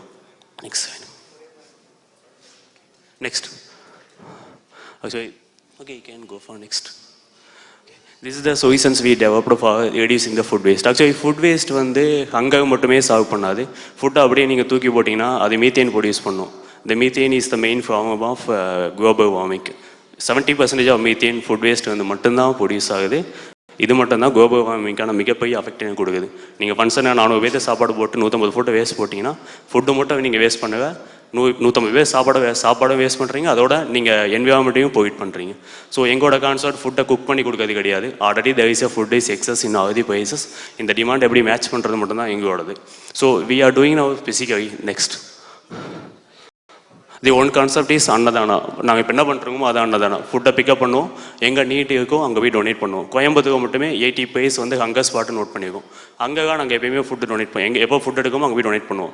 ஈவன் இந்த ஃபங்க்ஷன் டேட்னா பார்த்தீங்கன்னா வி ரிசீவ்ட் ஆல்மோஸ்ட் 1500 பீப்புள்ஸ் சாப்பிட்ற மாதிரி சாப்பாடு கிடைக்கும். காலையில் 9 மணிக்கு ஸ்டார்ட் பண்ணோம்னா நைட்டு 2 மணி 3 மணிக்கு தான் எங்கள் வண்டியோட ட்ரிப்பு முடியும். அந்த டேட்டில் மட்டும் ஒரு நாளைக்கு 10 to 15 ட்ரிப்ஸ் கிட்ட அடிச்சுட்டு இருக்கும். அதன் பேருக்கு ஃபுட் டொனேட் பண்ணுறதுக்காக. Next audit and awareness. We give a audit. School எடுத்துகிட்டோம், காலேஜ் எடுத்துகிட்டோம், எவ்வளோ ஃபுட் வேஸ்ட் பண்ணுறாங்க. சேம் டைம் இந்த ரெஸ்டாரண்ட்டையும் நிறைய ஃபுட் வேஸ்ட் பண்ணுறாங்க. We have a software to reduce the food waste. Analytical ரிப்போர்ட்டுலாம் கொடுத்து எந்த ஃபுட்டு எந்த நாள் அதிகமாக வேஸ்ட் ஆகுது, எந்த ஸ்டேஜுக்கு வேஸ்ட் ஆகுது அப்படின்னு சொல்லிட்டு அந்த ஃபுட் ரிப்போர்ட்டுக்காக நாங்கள் கொடுப்போம். நெக்ஸ்ட் வந்து ஆல்டர்னேட்டிவ் வைஸ். ஸோ அது அந்த மீத்தேன் ப்ரொடியூஸ் பண்ணணும்னு சொன்னிடுவோம். இந்த ஃபுட்டை வந்து அந்த ஃபுட் வேஸ்ட்டை வந்து எப்படி ரீசைக்கிள் பண்ணுறதுன்ற ப்ராசஸ். பயோகேஸ் பிளான் போடலாம், அப்படின்னா அதை மணிவாக கிரியேட் பண்ணி அதை சேவ்ஸ் பண்ணுவோம். அந்த மாதிரி ப்ராசஸ் எல்லாம் பண்ணிட்டுருக்கோம். This are 3 step activities of no food waste. Next. Okay, these are the cities we operated now. And Coimbatore, Chennai, Erode, இதான் நம்மளோட ஆம்னி வேன். இதான் ஃபுட் டிஸ்ட்ரிபியூட் பண்ணுற பிக்சர்ஸ், அதன் இது அவேர்னஸ் எடுக்க பிக்சர்ஸ். நெக்ஸ்ட். அண்ட் நெக்ஸ்ட் ஒரு concept is we introduce a food and beverage ATM. இது எப்படின்னா கான்செப்ட்னா நாங்கள் இந்த மாதிரி ஒரு ஃப்ரிட்ஜ் ஒன்று டொனேட் பண்ணிடுவோம். டொனேஷன் ரைஸ் பண்ணி we install some prices. Okay, உங்கள் வீட்டு எக்ஸஸ் ஃபுட் இருந்தால் நீங்கள் இங்கே வந்து வச்சிருக்கோம். அந்த ஃபுட்டை வந்து மற்றவங்க யார் வந்து நீடி வேணுமோ அவங்க வந்து எடுத்துப்பாங்க. யாருனாலும் வைக்கலாம், யாருனா எடுத்துக்கலாம். இதோட ஃபியூச்சர் கான்செப்ட் எப்படி போகணும்னா, பின்னாடி நம்மகிட்ட நிறைய பணம் இருக்கும், பட் அந்த டைம் நம்மகிட்ட சாப்பாடு இருக்காது. அந்த இடத்துல நீங்கள் இந்த ஃப்ரிட்ஜை போய் ஃபுட் எடுத்துக்கலாம். நெக்ஸ்ட் டே நீங்கள் டொனேட் பண்ண ஆசைப்பட்டீங்கன்னா இங்கே வந்து ஃபுட் டொனேட் பண்ணிக்கலாம். இது வரைக்கும் 5 ஃப்ரிட்ஜ் இன்ஸ்டால் பண்ணியிருக்கோம். கோயம்புத்தூர் 3, சேலத்தில் 2. வி ஸ்டார்ட் திஸ் ப்ராஜெக்ட் ஒரு 2 months பிஃபோர். நெக்ஸ்ட். திஸ் தான் எங்களோட மெட்ரிக்ஸ். இது வரைக்கும் நாங்கள் 1,28,000 பீப்புள்ஸ்க்கு வந்து ஃப்ரீ ஆஃப் காஸ்ட்டுக்கு ஃபுட் டொனேட் பண்ணியிருக்கோம் எங்களோட இதை சேம் மெத்தடாலஜி படி. And also we save this much cost of food and weight. This much weight of foods are we'd recovered. Actually நம்மகிட்ட 1 lakh இருந்துச்சுன்னா நீங்கள் எவ்வளோ தான் ட்ரை பண்ணால் 2000 பேத்துக்குமே சாப்பாடு போட முடியாது. பட் எங்ககிட்ட 1 lakh இருந்துச்சுன்னா we will donate food for 35,000 peoples. Because எங்களோட ஃபுட் ரெக்கவரி காஸ்ட் பார்த்தீங்கன்னா ஜஸ்ட் 3 ரூபா தான் ஒரு பேட்டுக்கு. திஸ் அந்த மெட்ரிக்ஸ். நீங்கள் சாப்பிட்ற ஒரு காஃபியை வச்சுட்டு நான் 4 பேத்துக்கு சாப்பாடு போட முடியும். நெக்ஸ்ட். இந்த ஒவ்வொரு சிட்டியும் நாங்கள் இப்போது டெய்லியும் எடுத்துகிட்டு இருக்க ஃபுட்டு. கோயம்புத்தூர்னா 400 ஃபுட்டு. இன்றைக்கி ஆல்ரெடி ஒரு 300 ஃபுட்டு கிட்ட கலெக்ட் பண்ணிட்டோம் ஃபண்ட்ஸன்னு வந்து. இந்த மாதிரி ஒவ்வொரு சிட்டிக்கும் அந்த மெட்ரிக்ஸ் கூட்டிகிட்டு இருக்கும். Next. Okay, the automation software is using for restaurant industries.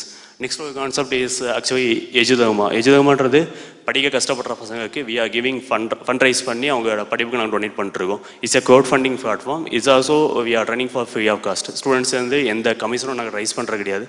Next. Okay, this is metrics. Almost நாங்கள் எந்த கேம்பெயின் லான்ச் பண்ணோம் அது 90% ஆஃப் கேம்பெயின் வந்து இதை சக்ஸஸ்ஃபுல் ஆகிடும். எஜுதமா எப்படின்னா, ஒரு ஸ்டூடெண்ட் வந்து எனக்கு பணம் வேணும்னு நீட்டின்னு ரிஜிஸ்டர் பண்ணுவான்.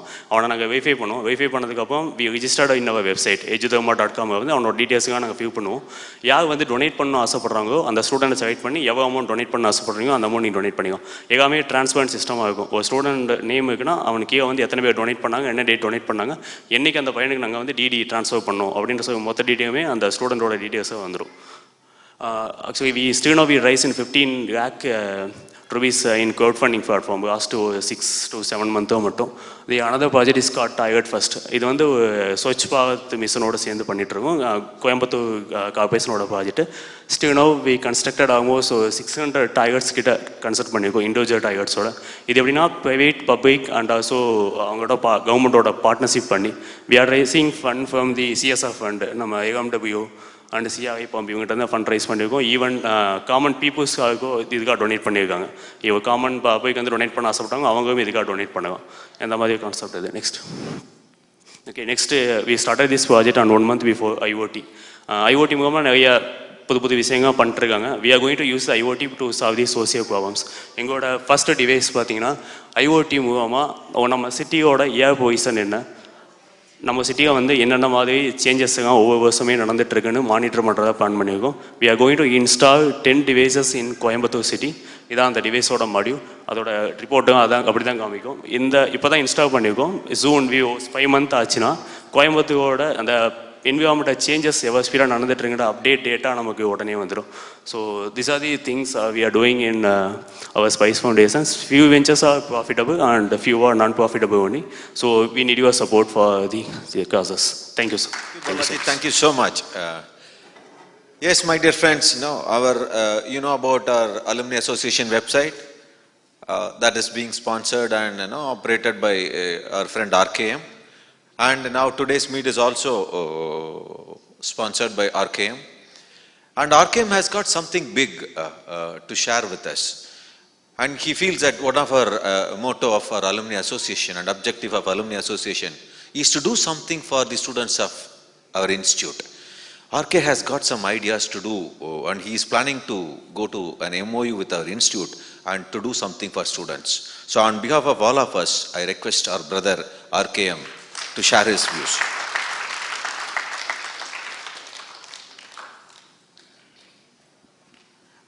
Good afternoon, friends. So we've been thinking of launching a program in one of the institutions for training the students, because one of the challenges that we are facing today is getting a quality of students for our requirements. So we've been thinking for last 1.5 years, and from this February I'm closely working with a lot of alumni. And we thought, even though IRT is like 100 kilometers away from our Coimbatore office, so we would like to set up a lab in our college, and we would like to invest in the lab infrastructure and take 15 students from the final year and 15 students from pre-final year from the ITI, CSE and the circuit branch students. So our responsibility is to train the students. We have a 100-session structured training program that we do for our freshers. We are thinking of taking them once in a week, probably every Friday, and they will attend the full day training session in our office. And we will set up a lab in college where we need some support from alumni association to facilitate with the college, and where we are providing an option for the students to work between 5:30 and 8:30 every day.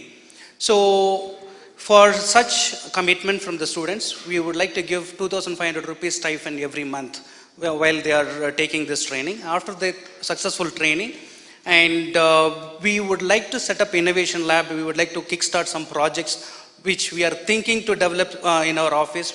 We are thinking of executing it from that lab, and hopefully over the period we can see some products developed out of this innovation labs.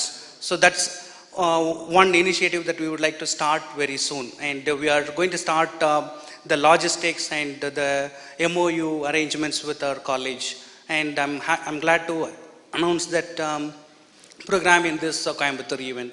Thank you friends. Thanks RKM. Thank you so much for your initiatives. And on behalf of Alumni Association, we assure you that we will stand by you in whichever endeavor you are engaged in. We will be there behind you to support you in all the activities. Before we just proceed to the next activity, I request our President, Mr. Sampath Kumar, to come to the dais. A token of remembrance on behalf of all of us to Dr. Ramaswamy for his wonderful speech. Sir, may I request you to please come forward.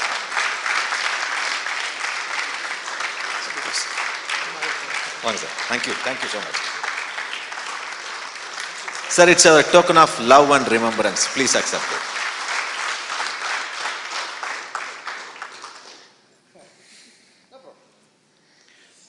May I request this RJ who has facilitated this, Chian, to please come forward.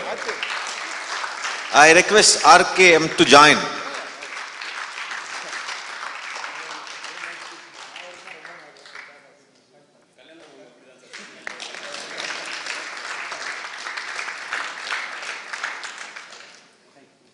Thank you, Chian. And our two friends who are part of this foundation, I request Balaji to please come forward.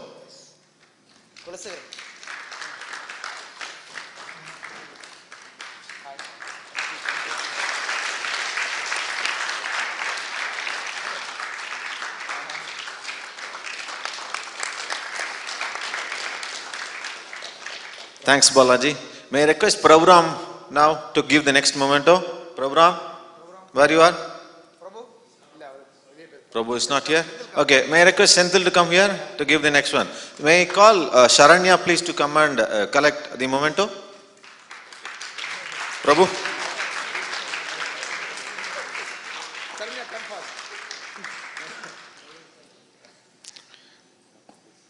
It's a goodwill gesture from Alumni Association President.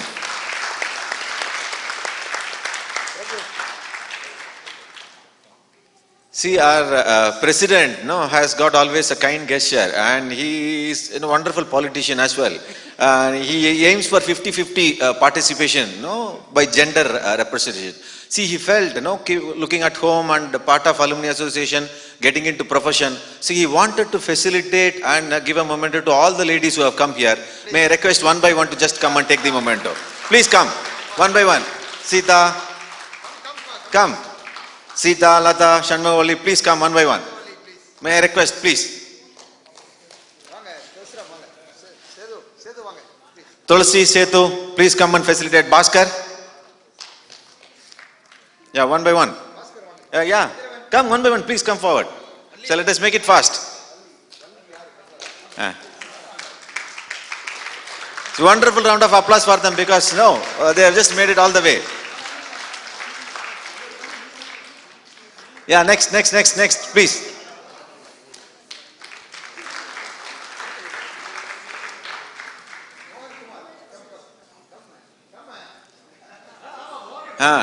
See, Mohan has got the unique credibility. He has come to the institute to get the degree as well as a wife.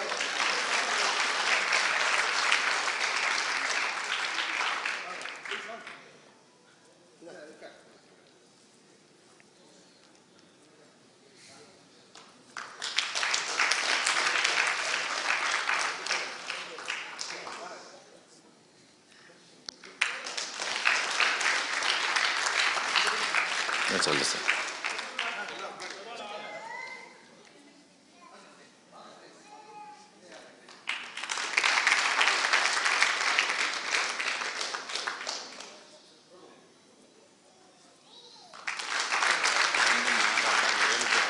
Yeah, thank you so much. Yeah.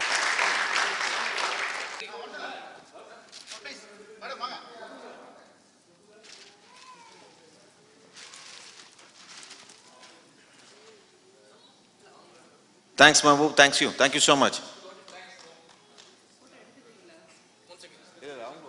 Please come. I am doing it. Thank you.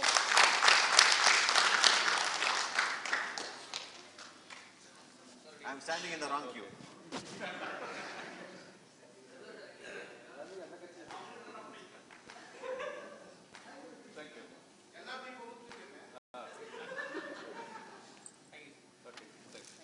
Thank you everyone. Group photo கடைசி எடுத்துக்கலாம்பா. இப்போ time இல்ல. இல்ல இப்போ இத முடிச்சிரோம், view முடிச்சிரோம். See, next session, normally we would like to spend much time on this session.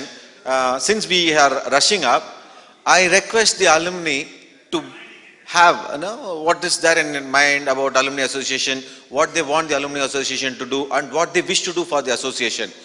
Briefly, for a couple of minutes, by an individual. We can have 3 to 5 at the max. I would like to start from the youngest batch, 2016, 15, 14, 13. Come forward. Yeah, 1 minute, per batch, per person. Come first. You decide. You please introduce yourself with your name, batch, branch, what your, and then what's your views. Okay, sir. My name is Dhanasekaran. I am coming behalf of 2016 passed out batch. I am in automobile section. Now I am currently looking for a job. I seen here in alumni association இவ்வளோ நாளாக பண்ணதெல்லாம் என்னன்னு எனக்கு தெரியாது. இங்கே வந்து பார்த்தது தான் புதுசாக நிறையா பண்ணியிருக்காங்க. அதெல்லாம் நினச்சி எல்லாத்தையும் நான் பெருமைப்படுறதுக்கு மேலே என்ன சொல்கிறது எனக்கு தெரில. அப்புறம் இங்கே இருக்க அலுமினி அசோசியேஷன்லாம் வந்து என்னோட ஃபாதர் ஏஜ் அந்த மாதிரி இருக்காங்க. ஆனால் ஃப்ரெண்ட்ஸுன்னு சொல்லி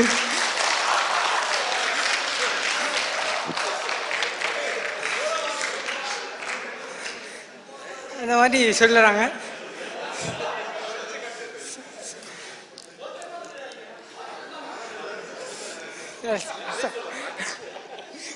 ஆனால் அவங்க பார்க்குறதுக்கு தான் ஃபாதர் மாதிரி இருக்காங்க. ஆனால் அவங்க பேசி பழக்கிறத பார்த்தா எல்லாம் என்னை விட எங்கே இருக்காங்க.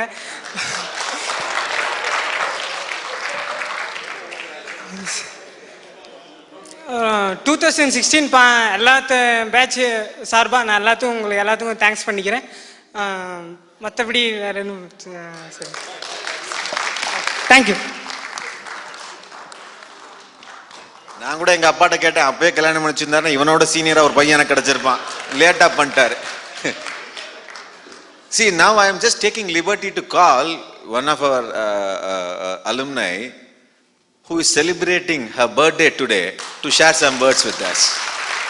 On behalf of Alumni Association and all of us, we wish her wonderful birthday and have wonderful life ahead. So I call upon Rajeshwari to come forward. Come. Thank you, sir. என்ன பேசுறதுன்னு தெரியல. இல்லை sir, ரொம்ப சந்தோஷமா இருந்தது. எனக்கு ஆக்சுவலாக வந்து இங்கே ஸ்பெண்ட் பண்ணணுங்கிறதுக்காக தான் எனக்கு வந்ததே. மெயினாக பர்த்டேங்கள இங்கே வந்தால் கொஞ்சம் ரிலாக்ஸாக இருக்கணுங்கிறது தான் ஃபஸ்ட்டு திங்க். செகண்ட் வந்து உண்மையாக ரொம்ப ஹாப்பியாக இருந்தது. ஏதோ காலேஜுக்கு மறுபடியும் போன மாதிரி தான் இருந்தது. அலுமினி அசோசியேஷனுங்கிற மாதிரி எனக்கு தெரில. அதாவது ஃப்ராங்காக ஃப்ரீயாக பேசுகிற மாதிரி இருந்தது. Sir thank you very much sir. Sir sir கொடுத்துடலாங்க சார். ஓகேங்க sir. Thank you sir. Thank you, Rajeshwari. Yeah, who else? Please come forward. Good noon, everybody. This is Santosh from 2013 batch mechanical. நிறையா சொல்கிறதுக்கு ஒன்றும் இல்லை. நான் பேக்ரவுண்ட் வந்து அலுமினி அசோசியேஷன் என்ன பண்ணுறாங்கன்றத பார்த்துட்டு தான் இருக்கிறோம், எங்களோட இன்புட்ஸ் கொடுத்துட்டு தான் இருக்கிறோம். என்னோட ஸ்மால் சஜஷன், காலேஜுக்கு வந்துட்டு நம்ம எவ்வளோ பண்ணுறோம், ஓகே, இந்த பிளேஸ்மெண்ட் அப்படின்ற ஒரு ஆஸ்பெக்ட் மட்டும்தான் நம்மளுக்கு நம்ம லேக் ஆகிட்டு இருக்கு. நம்ம காலேஜோட நேம் மேலே பூஸ்ட் ஆகாமல் வர்றதுக்கு அது ஒன்று தான் பாயிண்டாக இருக்குது. ஸோ நாம் வந்துட்டு இந்த பிளேஸ்மெண்ட்டுக்கு வந்துட்டு ஒரு ட்ரைனிங் இது மாதிரி பண்ணி ஒரு சர்டன் பீரியட் பண்ணிட்டோம் அப்படின்னா அந்த பீரியட் அந்த 1 வீக்கோட அவங்க அதுக்கப்புறம் ஒரு 1 வீக் ஆர் 2 வீக்ஸ் மட்டும் தான் அந்த மோட்டோ இருக்கும். அதுக்கப்புறம் அவங்க வந்து மறுபடியும் ரொட்டீன் லைஃப் போயிடுறாங்க. சம் டிமோட்டிவேஷன்ஸ், ஏன்னா சில பிளேஸ்மெண்ட் கம்பெனிஸ் வந்துட்டு கவுண்ட் கம்மியாக இருந்துச்சு அப்படின்றப்போ அவங்களுக்கு வந்துட்டு demotivate ஆகிடுறாங்க.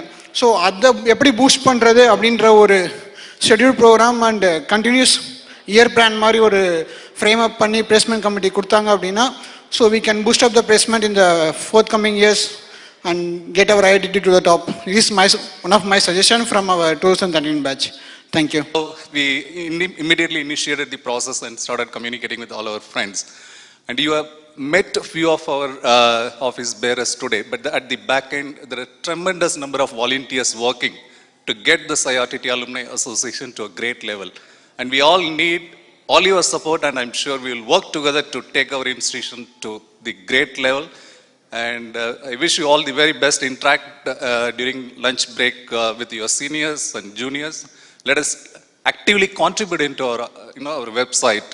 Post your views and suggestions. So that's very important for the core team to really look at and take it forward to next level. Thank you, colleagues.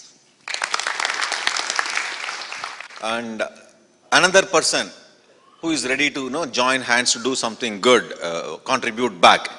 He came to our institute to get a degree. He got the degree and he is an entrepreneur. And he got companion also from the institute. So may I request Mohan Kumar of 1991 batch to extend the vote of thanks for those people who are involved today. We have all heard it from the president, from the office bearers, how this got seeded, so how we are transforming, the IRTT Alumni Association is transforming itself to the next level. So we have heard from all the office bearers. Now, it's time, as it's gone through, it's time to extend our vote of thanks. Our president was saying, enna vandu maati vittaanga Mohan Kumar and Pandian. So you have heard this, you have seen the roadmap of where we are heading for. So do you think what I have done is right by recommending this president and putting him in place? If it is yes, please give a big round of applause.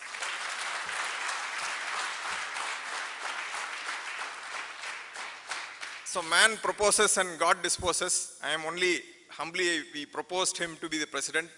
Basically looking at his capabilities in leading a team, in organizing an event, and in, seeing the vision come true. That way Sambat deserves he deserves a great round of applause. And the most important thing is he was able to choose like-minded people as his team members.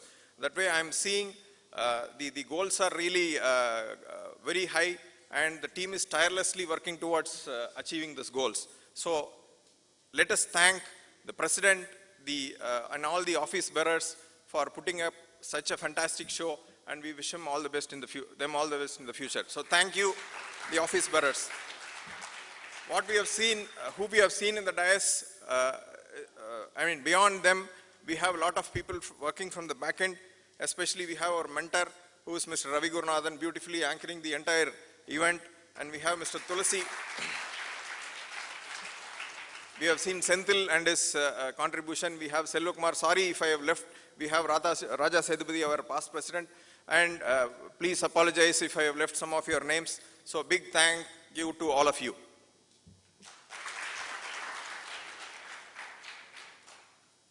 And we also would like to thank Sharanya and Balaji for exposing us, for introducing their their services to the society. And we recognize and we are definitely here to support you. Thank you for showing us what you are today. Thanks a lot. We also thank Doctor for your inspiring and wonderful speech.